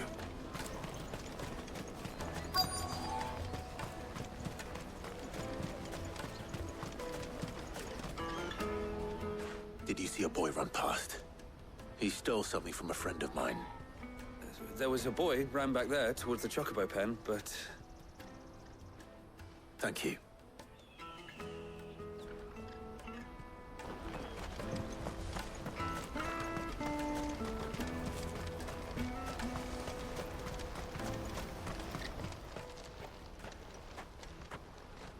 Oh, shit. I'm cornered. It's all right, Hunter. I'm not going to hurt you. I just want to ask you some questions. Fine. Not like I've got a choice. I'm looking for the people who are making you steal for them. Who are they? Call themselves the Carstones. They said they'd give me good gill if I did what they told me. I knew they were bad, but bread doesn't come for free. Didn't come at all half the time, before I started buzzing for them. You know, if I didn't do it, they'd just pick on someone else. Someone they could push around easier. Hansa. You found him then? Jill. Where are the other two? Eloise is watching over them. She sent Goots and I to look for you. You're...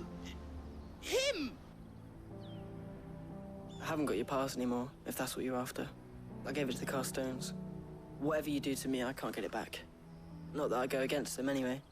If it weren't for their gill, me and my mates would have starved.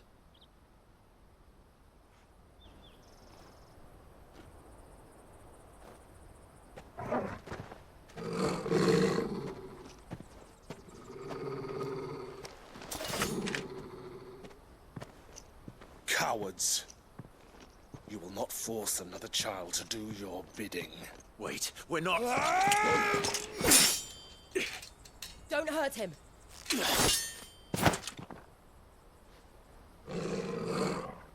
You're making a mistake. We're on the same side. Like hell we are. That brooch. Where did you get it? Master Theo? Goots. What are you doing with these people? Unless you're the ones my sister was talking about. Your sister?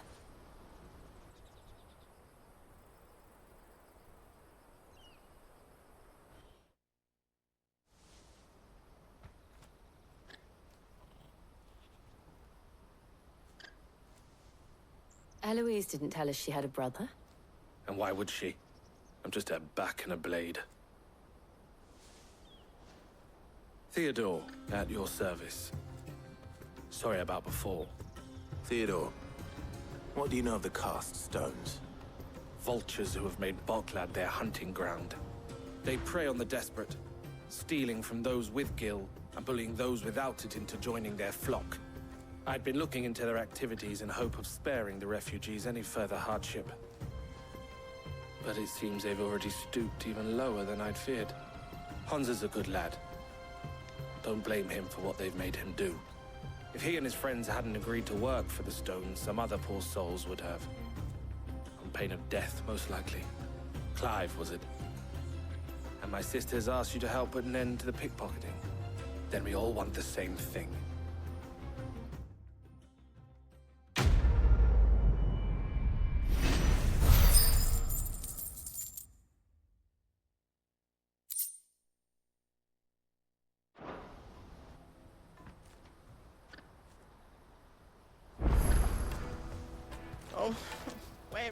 So, what's the plan?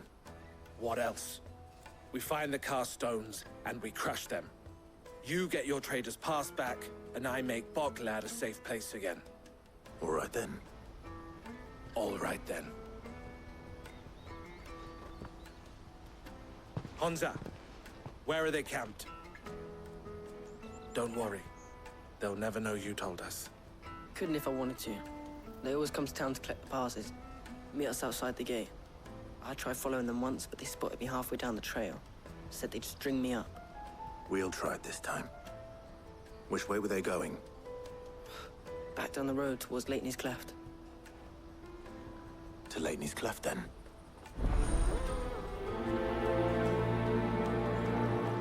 Lateney's Cleft is to the south, past the camp.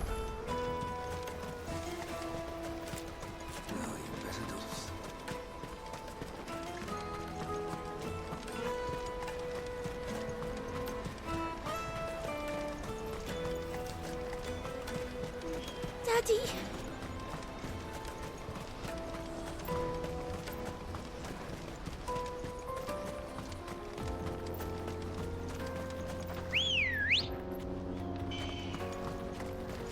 Let's go. Fly, Ambrosia.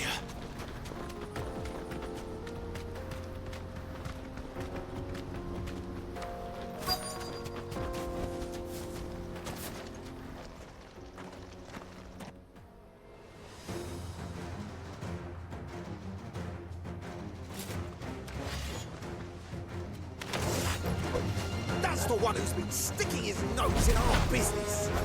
You should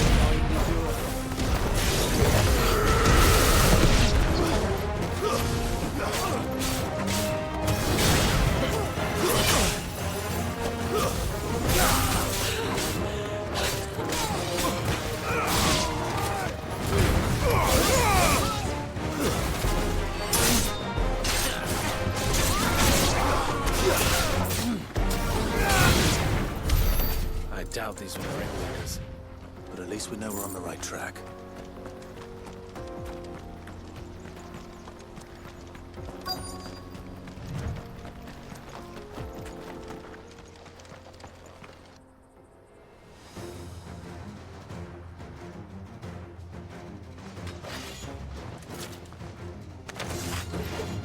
We got company.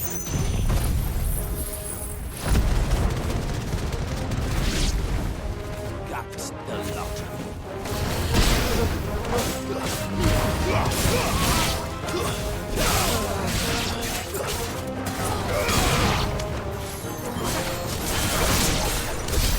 More foot soldiers. Fewer now.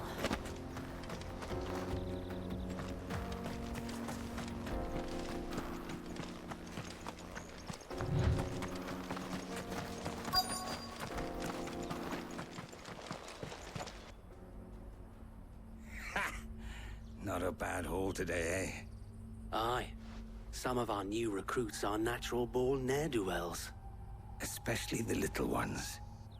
That Hans has got nimble fingers, all right. It'll be a shame when they chop them off. But till then, let's make the most of it. Scum. The leaders of the cast stones, I take it. They don't deserve any mercy, Clive. I wasn't planning on showing them any. We're ready when you are, Theodore. Oh, I'm ready.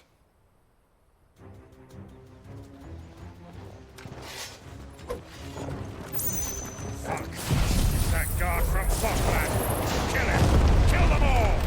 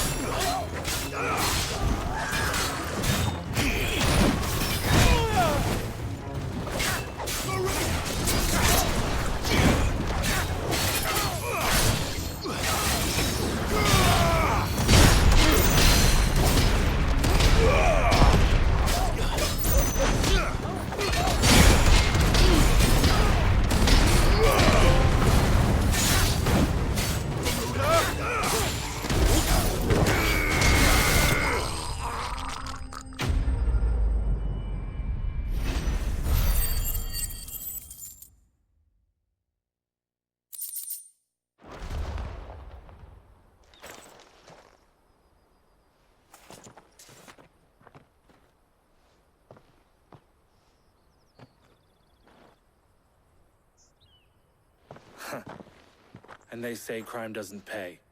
Gold chains, rings, purses. And traders' passes. Dozens of them. Have the names been changed? Not yet. I recognize some of them. No doubt Goots's is somewhere among them. Now I just need to sort through it all and return everything to the people it was taken from. We should go and give Eloise the good news. Can we leave things here in your hands, Theodore? Of course. Oh, and, be sure to tell her of the part I played, won't you? We'll be glad to.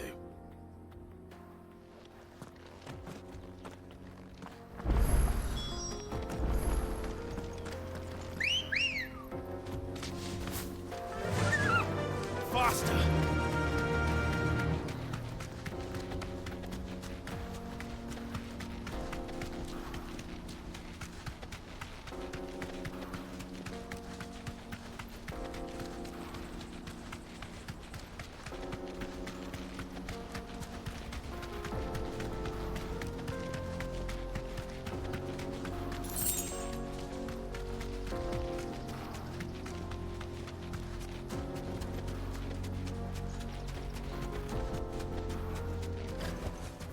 No need to ride from here.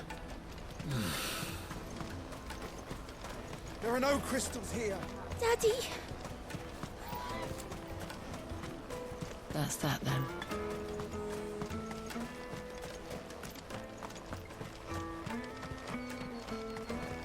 Hurry, man. I must leave. Bloody cruising.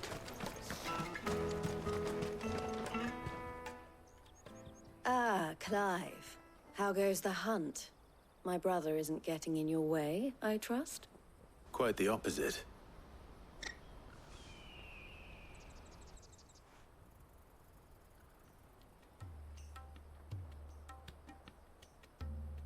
So it was the cast stones who were behind it all. Theo told me he'd been on their trail. And their demise solves 3 problems at a stroke. That of the pickpockets, the bandits pulling their strings, and the passes they were stealing. I only hope yours is among the items you recovered. Only time and Theo's return will tell. Speaking of whom, welcome home, dear brother. You are too kind, Eloise. Here, Clive. Goods' pass. Ask him to keep a closer eye on it from now on, would you? I will. Thank you. Elle, I've asked our boys to carry the rest of the goods back.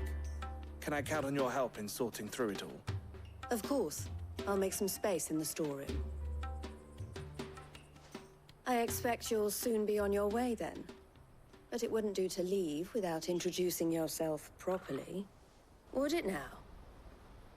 Sid. Don't look so shocked. We're on the same side. I don't understand. As you now know all too well, we at the Crimson Caravans are always happy to help those in need. For a small fee, we will move anything that needs moving. Be that goods to market, or bearers away from it. I was the first my sister helped escape. If it wasn't for her, I'd have been branded as a boy. I had no idea. It just so happens that we are seeking to expand our operation. And who better to join forces with than the leader in the field? Wouldn't you agree, Theo? I would. It seems our purpose is the same in more ways than one. So what would you say to working together again? It would be our pleasure. And our honor. The honor is ours. Here, Clive. This is for you.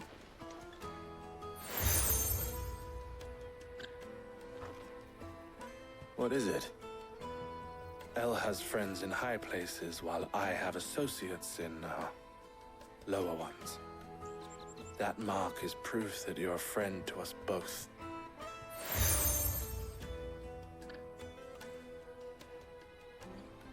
I shall bear it with pride. Well, all that remains is to wish you a safe onward journey. Goots' pass should secure you a place on the caravan, but if you encounter any difficulties, we would be delighted to provide you with a coach of our own. For a discounted price, of course. Say, 9 million? We'll try the caravan.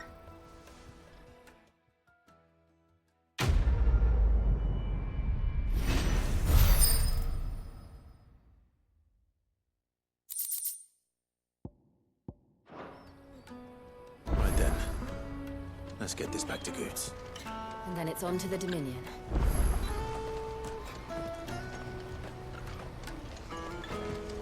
Out of my sight, wretch!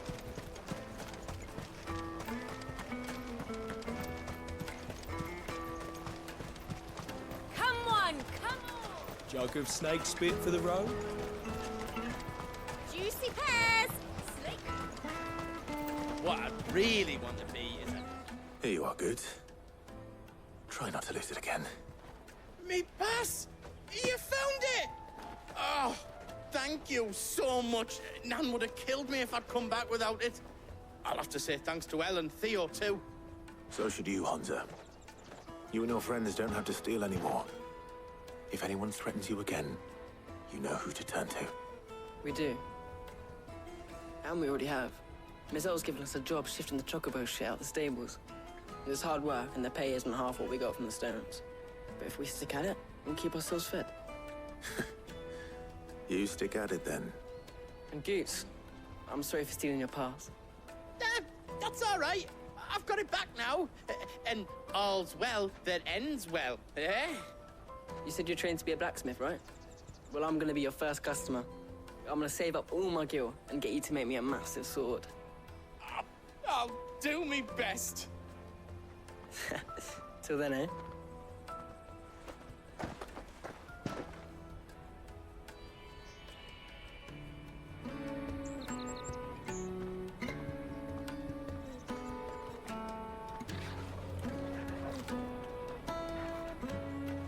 All right. We have a place on the wagon.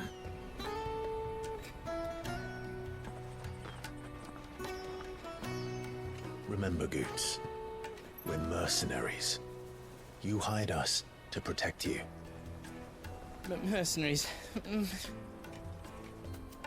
you remember the plan? You're to ride all the way to Twinside. Jill and I will go with you as far as the outskirts, then find our own way in. I'll buy that stuff I need. Right. And we'll scout out the Imperial's defenses. There's a square with a big bell tower right in the middle of town.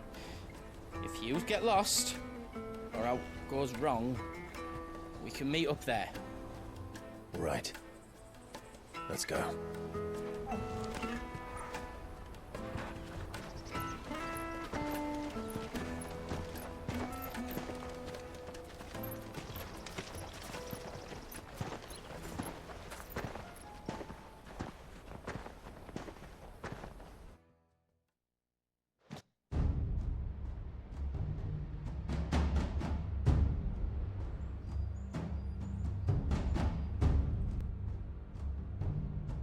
I see.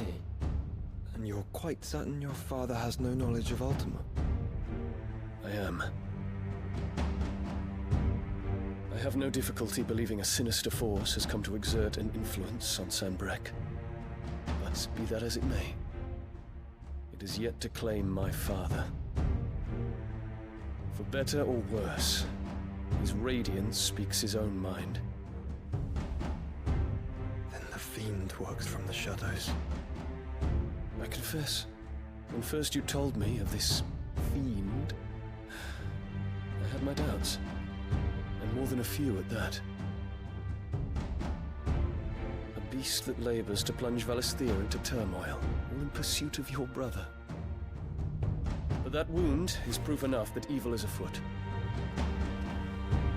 Then I have your answer, Your Highness. You will join me in my fight. I cannot. Not yet. Your Highness, please. As you are aware, the Dhalmekian army is at our gates. They have lost their mother crystal, and with it all hope of a negotiated withdrawal. It is but a matter of time before they invade. If Bahamut is not here to meet them, my people will be slaughtered. Though not by Hugo Kupka, thanks to Ultima's machinations. I know the fate of your people weighs heavy on your conscience, but if we do not put an end to Ultima's plans, they shall face a far darker fate. The chaos he would wreak would sweep all of Valisthea into the abyss.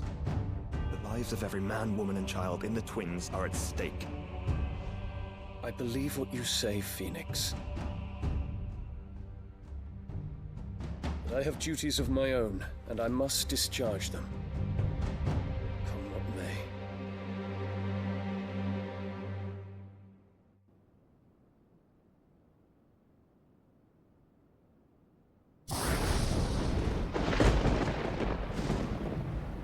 What do you know of my blood?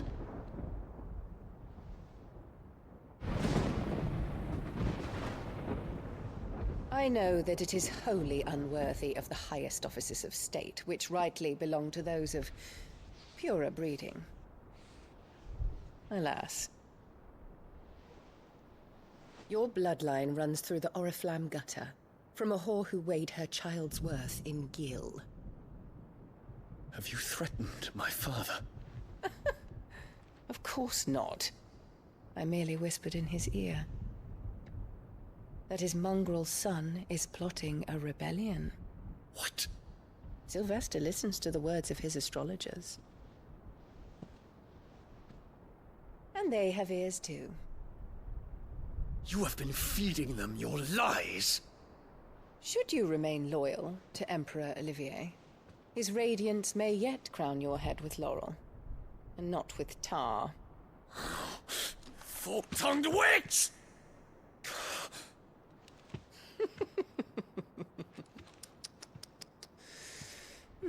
In consideration of your long years of service to the Empire, I shall forgive this uncharacteristic rudeness.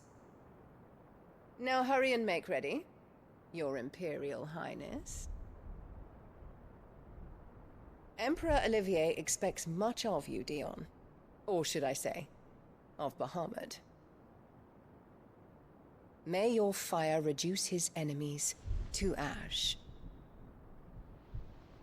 till all of Valisthea bows to its rightful ruler.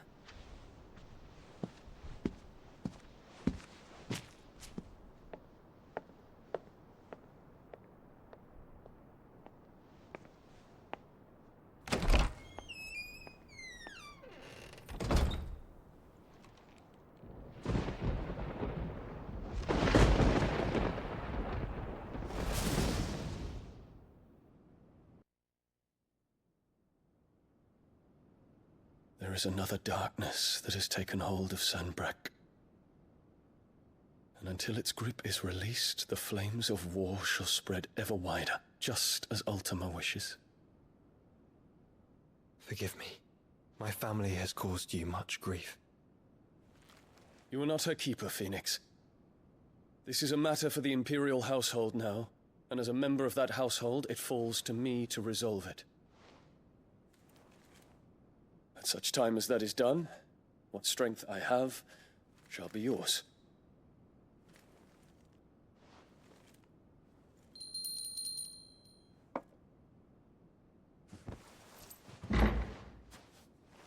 Thank you, Your Highness. Let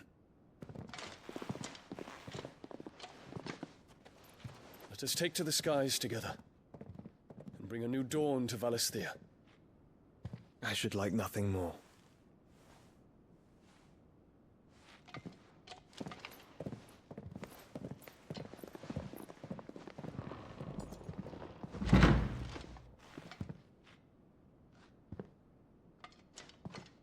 Terence. My prince. Tell me true. Do you believe what I'm about to do is wrong? We dragoons have but one leader, Your Highness. And we shall follow him unto the very end. Thank you. This is my decree. For their crimes against the crown, the traitorous Annabella and her usurping son shall be put to death, and the Empire restored.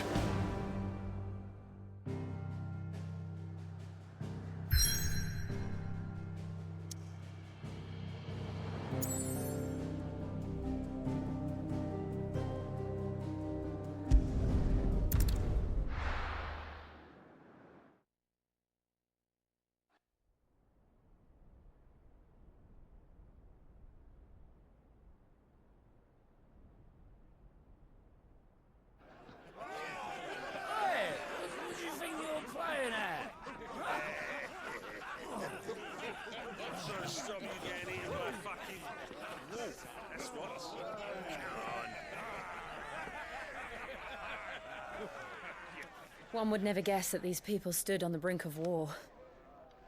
And they're afraid. They turn to drink to forget their fears. Anything you want to forget?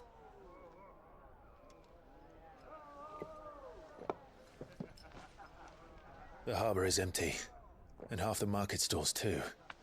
The city may seem peaceful on the surface, but it's balanced on a knife edge.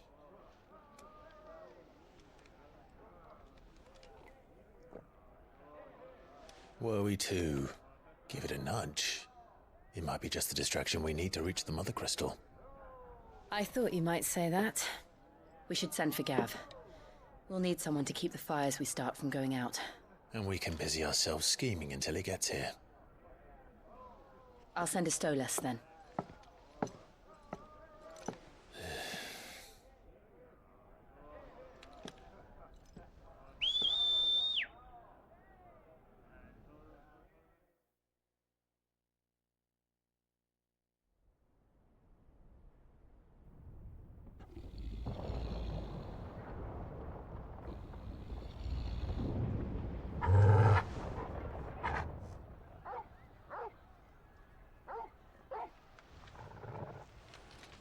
What is it, boy?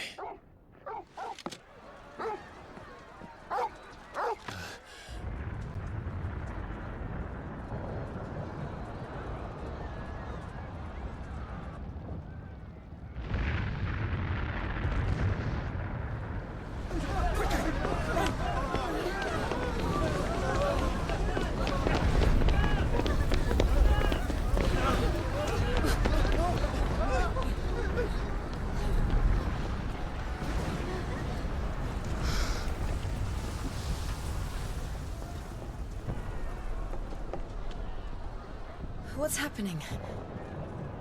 I don't know. Torgal!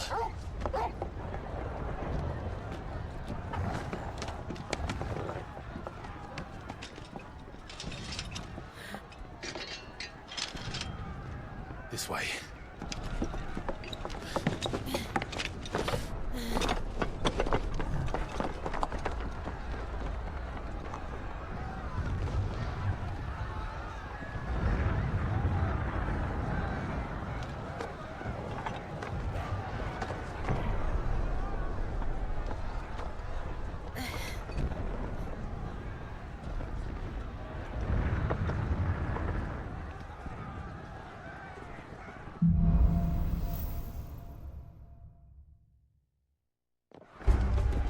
The city's on fire. I'm sure Goose is fine. He'll be making for the square. The one with the bell tower. In the middle of town, right? Watchman or sentry is to be slain on sight. And spare the citizenry. His Highness's orders were clear. Those were Imperial Dragoons.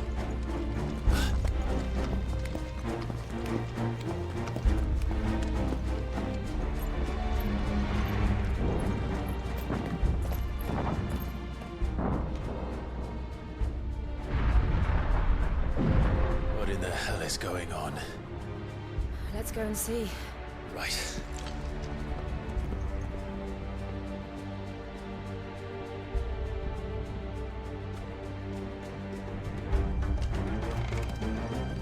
But first we find Goots.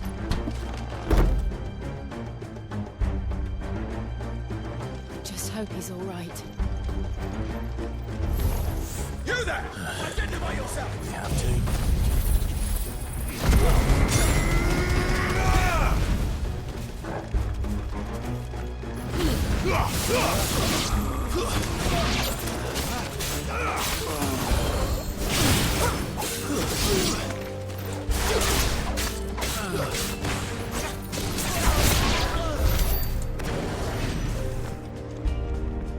They're armed!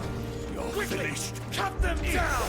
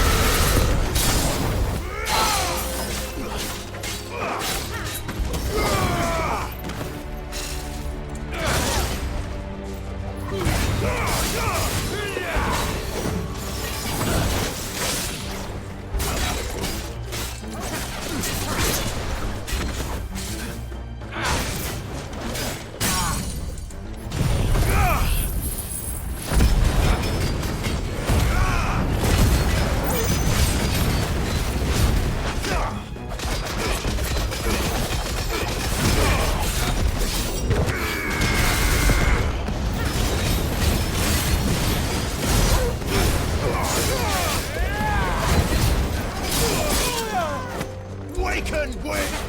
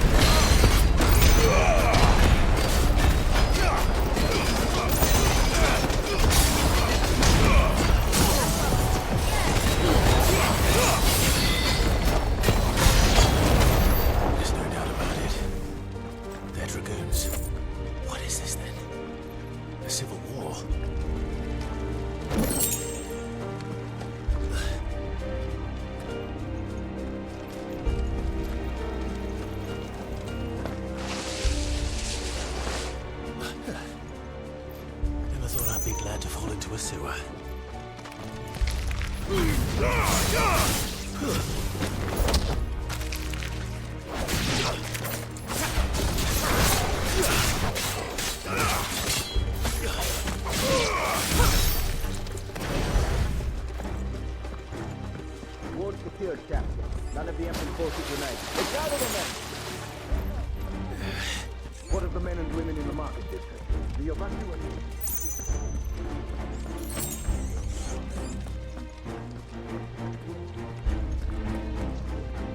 There it is. The bell tower. Right. Let's go.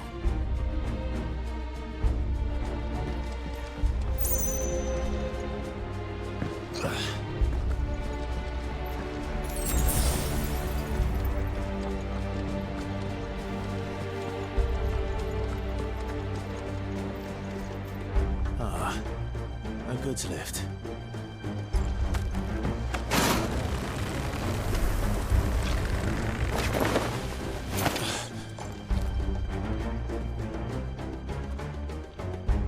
Where in Grigger's name did you come from?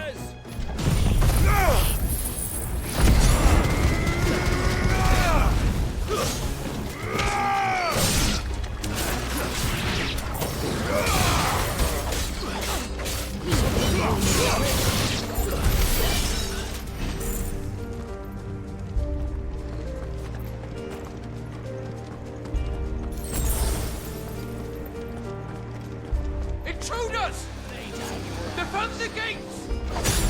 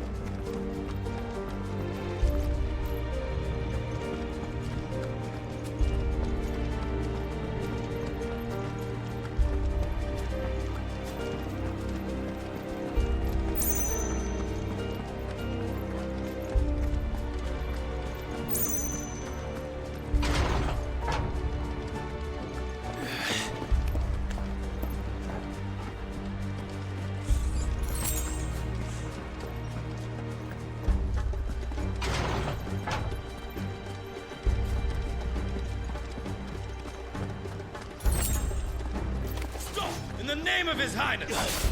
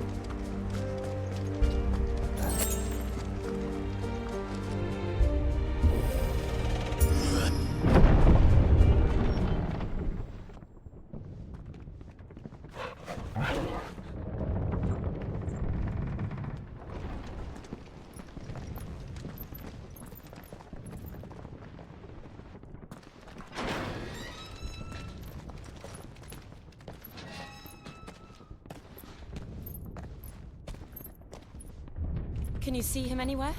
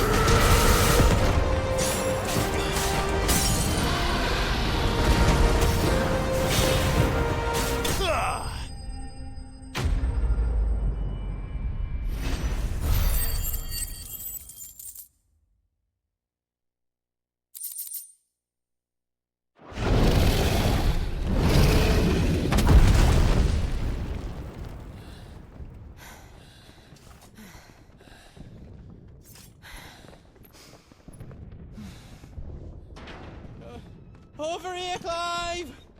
Are you alright? Goots, there you are. I didn't know there'd be a dragon.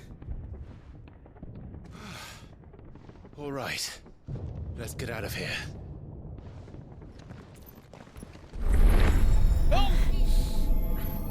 What now? Is that Mother Crystal's heart? What the hell is it doing up there?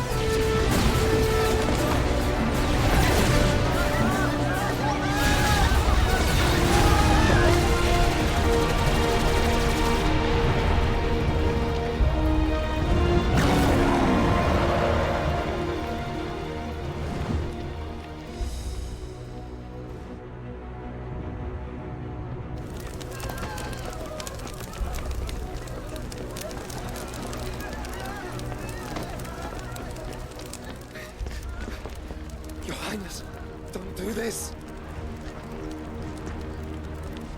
We must leave. Now, Your Grace. I beg of you. This is not what he wanted. Something's happened.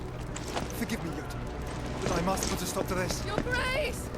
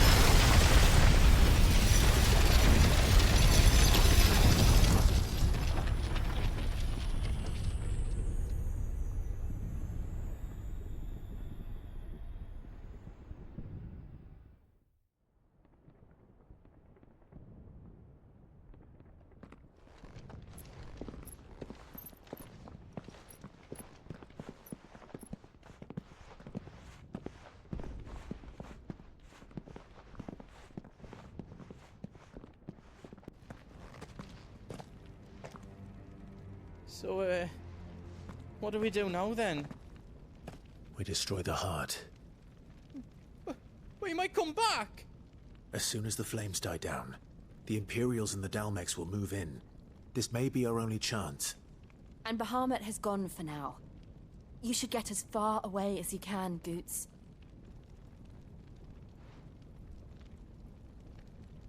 What? And leave you lot in the lurch? I can't do that. If you're staying, then so am I. I packed everything up before I made a run for it, so if there's out yous need, just ask. But I won't be giving it away for free. Nana'd never forgive us if I did. Thank you, Goots.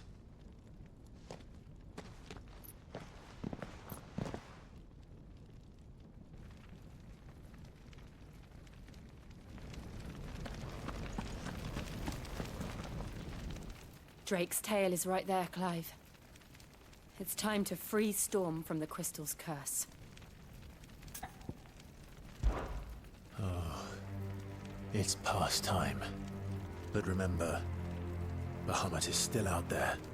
And I dare say we'll be seeing him again before the night is done.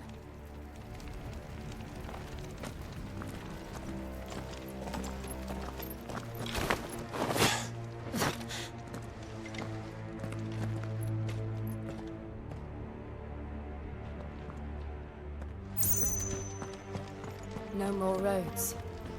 We'll have to find our own path. Do you feel that, Clive? Ether. Just what we need. Another flood. It's already turned.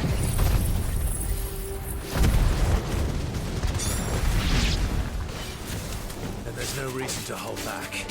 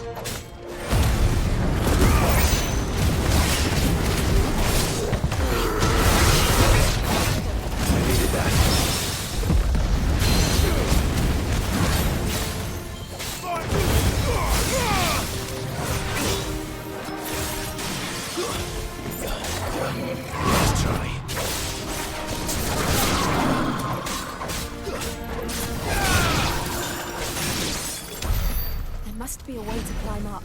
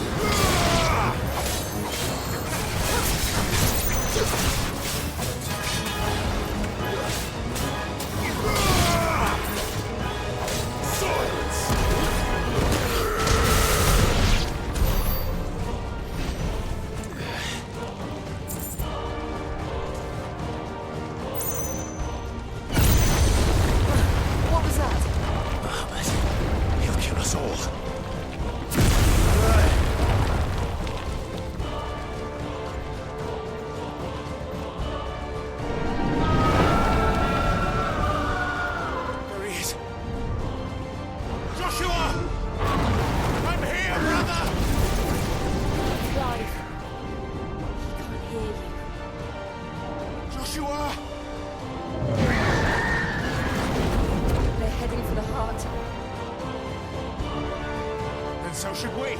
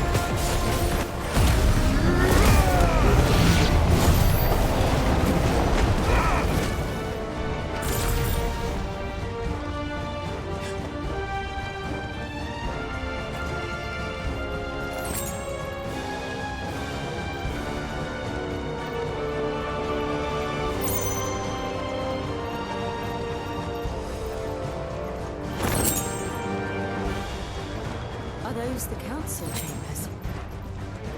How are they still standing? I don't know.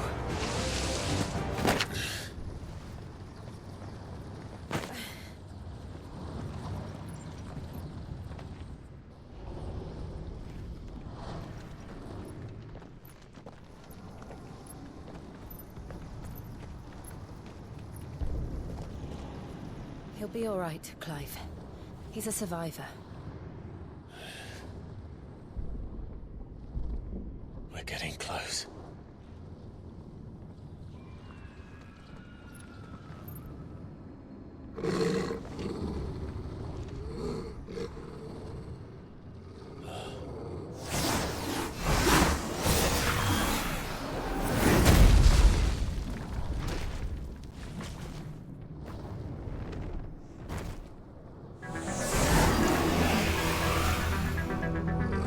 Looks like somebody doesn't want us getting any closer. I don't care what it wants.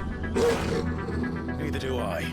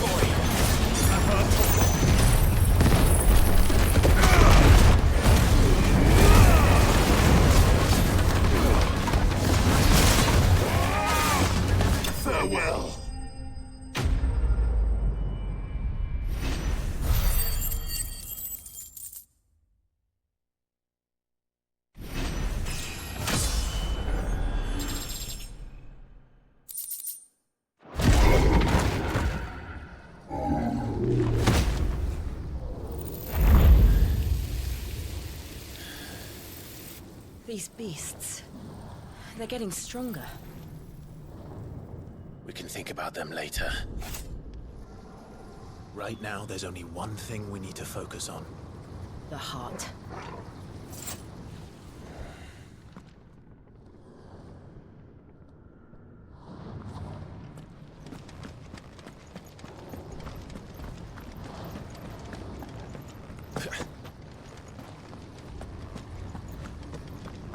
We might be able to get up through the building. It's worth a try.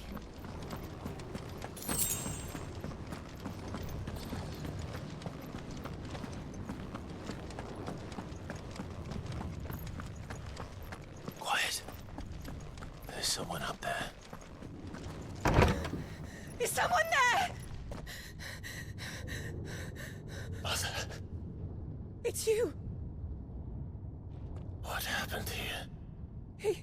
He tried to take him from me. Oh, my boy. My darling boy. Is this the child you made with the Emperor? Why, Mother? Why did you betray us all? You have no right!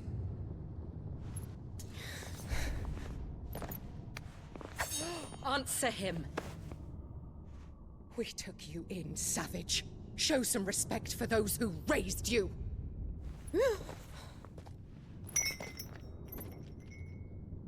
Honorable Elwyn, always thinking of his precious homeland. But what worth is a homeland in a world beset by the Blight? Father did not seek to protect his country. He sought to protect his people. A leader's duty is not to protect his people. It is to protect the source of his sovereignty. The noble blood that runs in his family's veins. So long as this bloodline remains unbroken, what does it matter if a nation falls? One can always found another. Unlike him, I did my duty. I preserved my line. I bore a son of the noblest blood, to whom the whole world might kneel.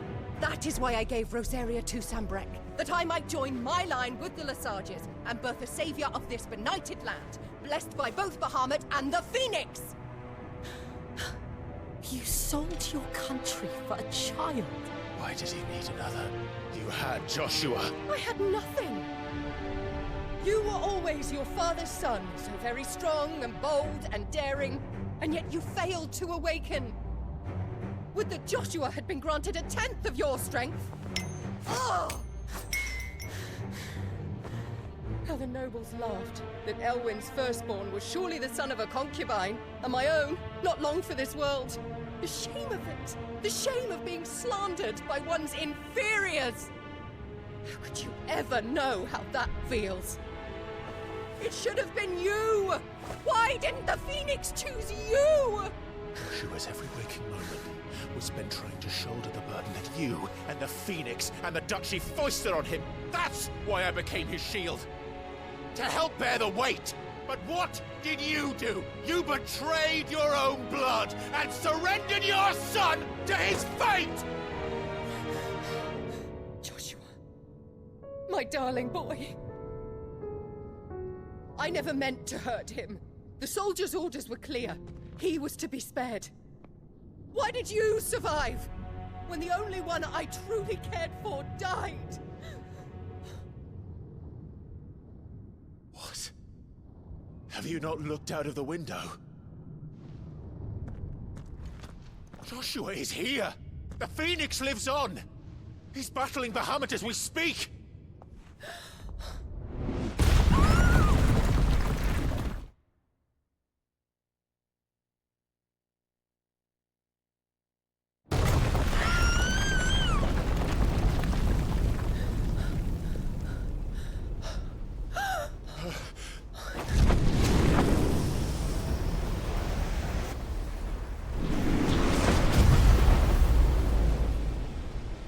Joshua! Wake up!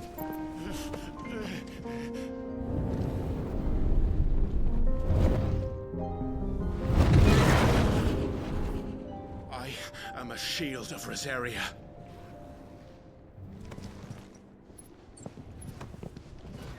And I will do my duty. What are you...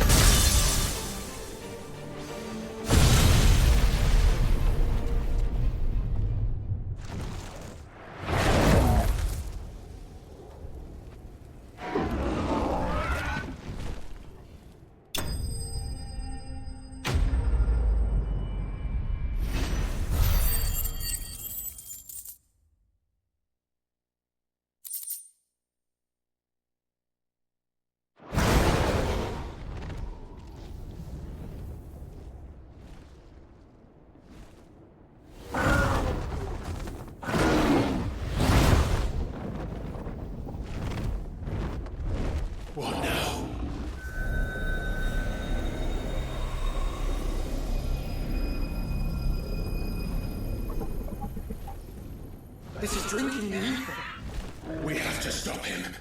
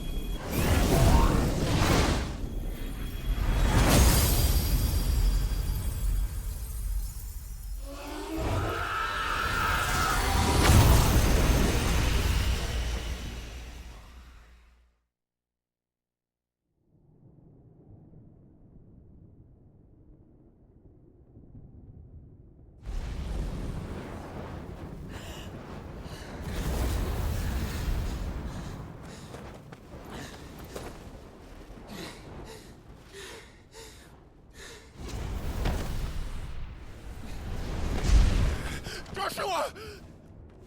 Clive!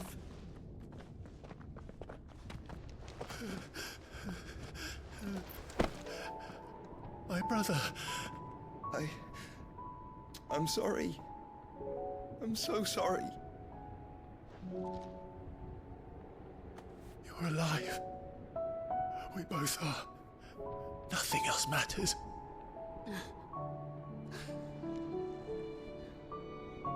I never dared hope that I would see this day.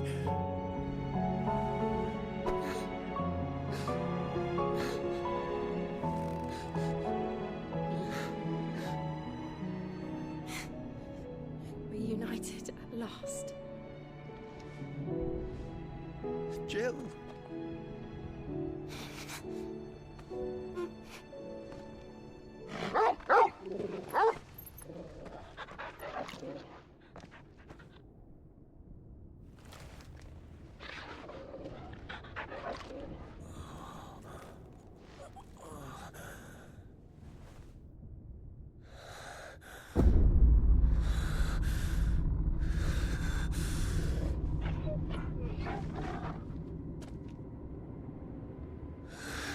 This is for my father!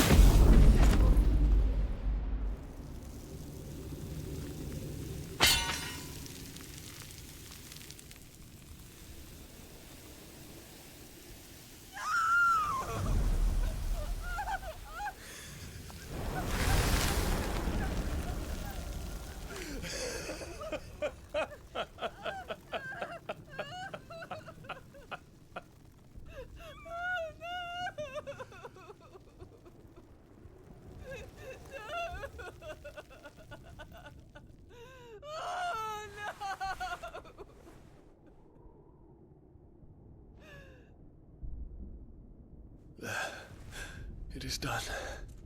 The demon that would tear our house apart is no more.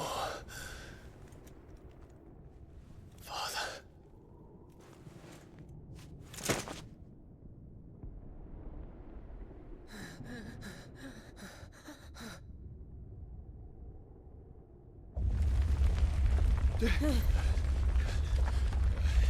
The Mother Crystal. It's collapsing.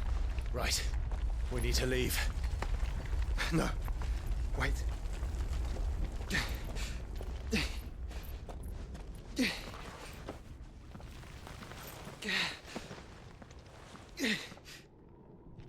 I owe him a debt. Fine.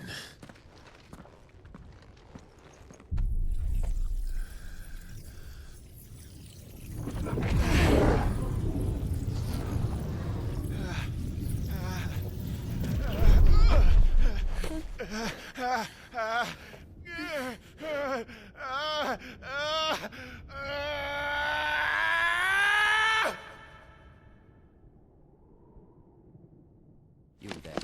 Tell me what section. Don't reinforce the walls. This is our situation. Report, Captain. Can nothing be done to call them off?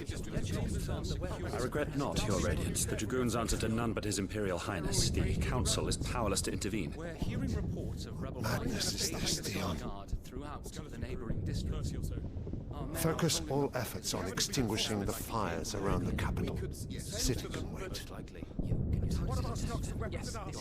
Don't dally, man. Go! Your Radiance. And I want you to find out Make sure the doors are locked. next movements. By the light! Dion, have you taken leave of your senses? Call off the Dragoons at once! Fear not. The populace will come to no harm at their hands.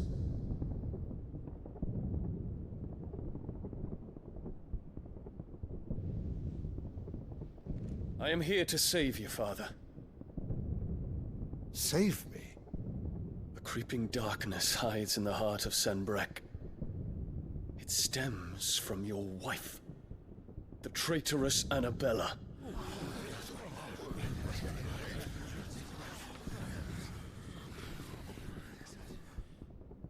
Not another word, Dion.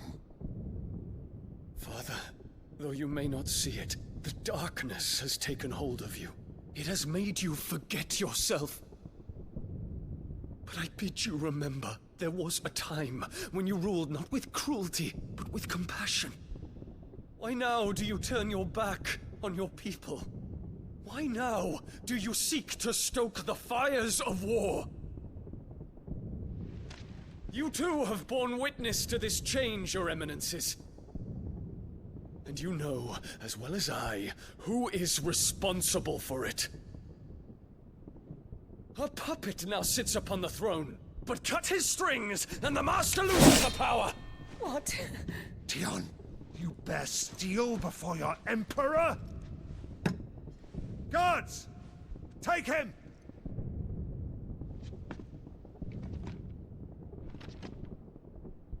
For every citizen who falls, another can be bred.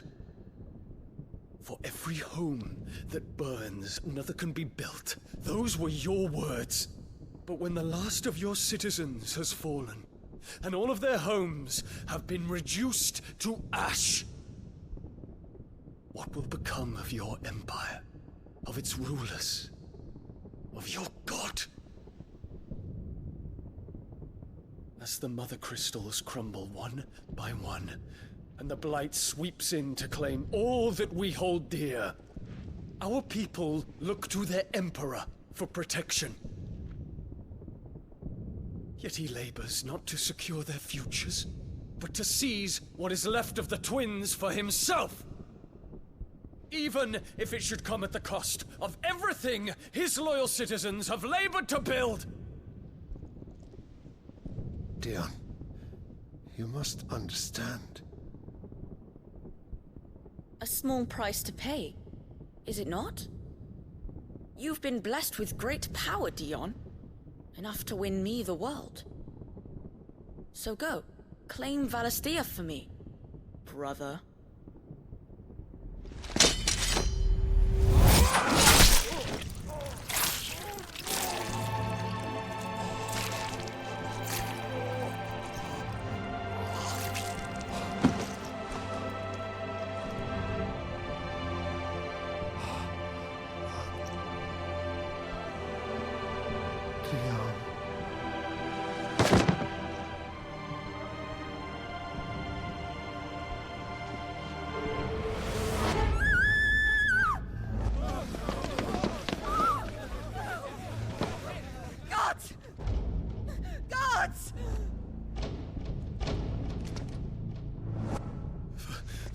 Poor father. How he doted on his children. That he would die to protect me was plain. It was but a matter of when. You planned this? You did well to endure so long. But you broke in the end, as I knew you would. And now Muthos approaches. Put him to the proof. I would see if he breaks. Go, Bahamut. Kinslayer.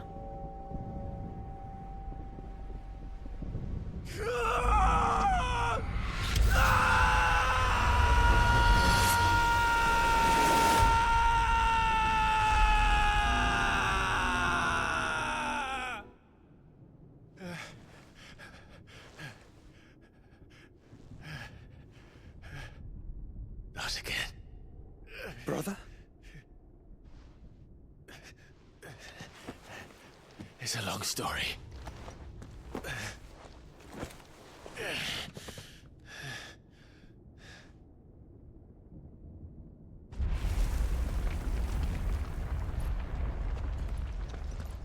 You cannot stay here, Mother.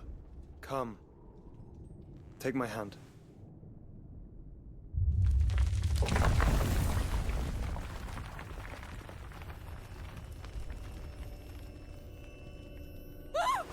Get away from me!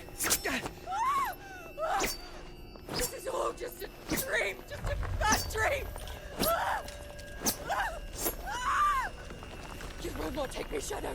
You will not take me!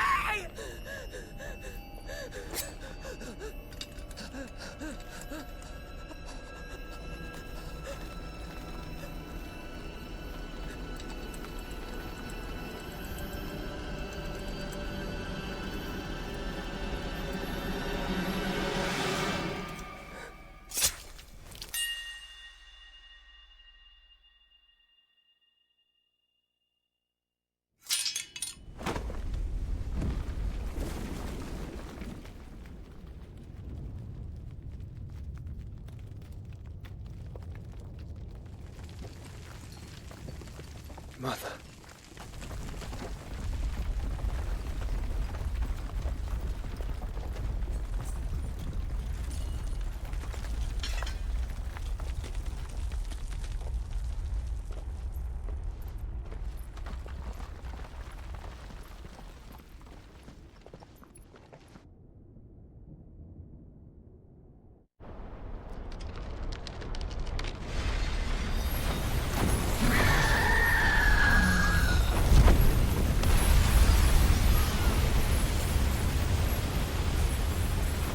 If it is consciousness that weaves your wills together,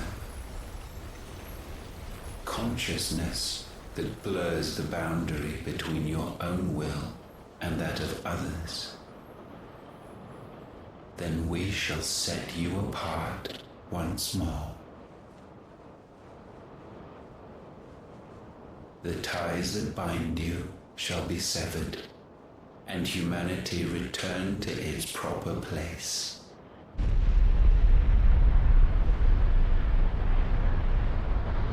By primogenesis shall a new age of reason begin.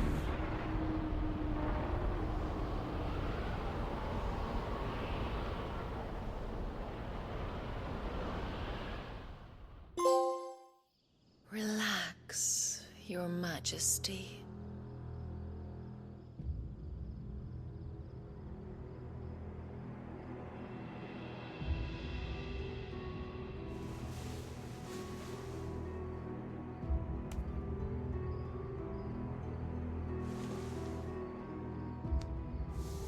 Don't you want to play? It's been a long time. If that is your wish. Men, you are as meek as all the others.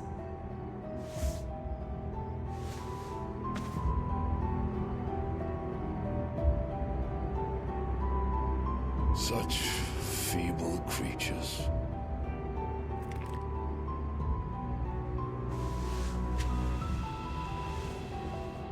Gifted the power of icons, yet slaves to fickle emotions which usher you to your doom.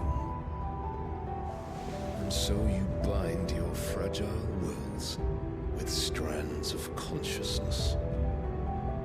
The wretched handiwork of a wretched people. The sons of fire were united at last, and for but a moment their flame burned bright. Soon Muthos shall become our perfect vessel. And then shall the world be remade. Not before the bonds are severed, of trust, of respect, of love. Only when every strand of consciousness is cut away, may Muthos return to our side. By primogenesis shall all be undone. Mankind shall be rid of his wretchedness, and Muthos of his will. But while he yet clings to it, he has the power to forge bonds anew, and so we bid you. Find Muthos, and sever everyone. To destroy that which has no physical form, you ask the impossible. There is nothing your black blade cannot cut, Odin.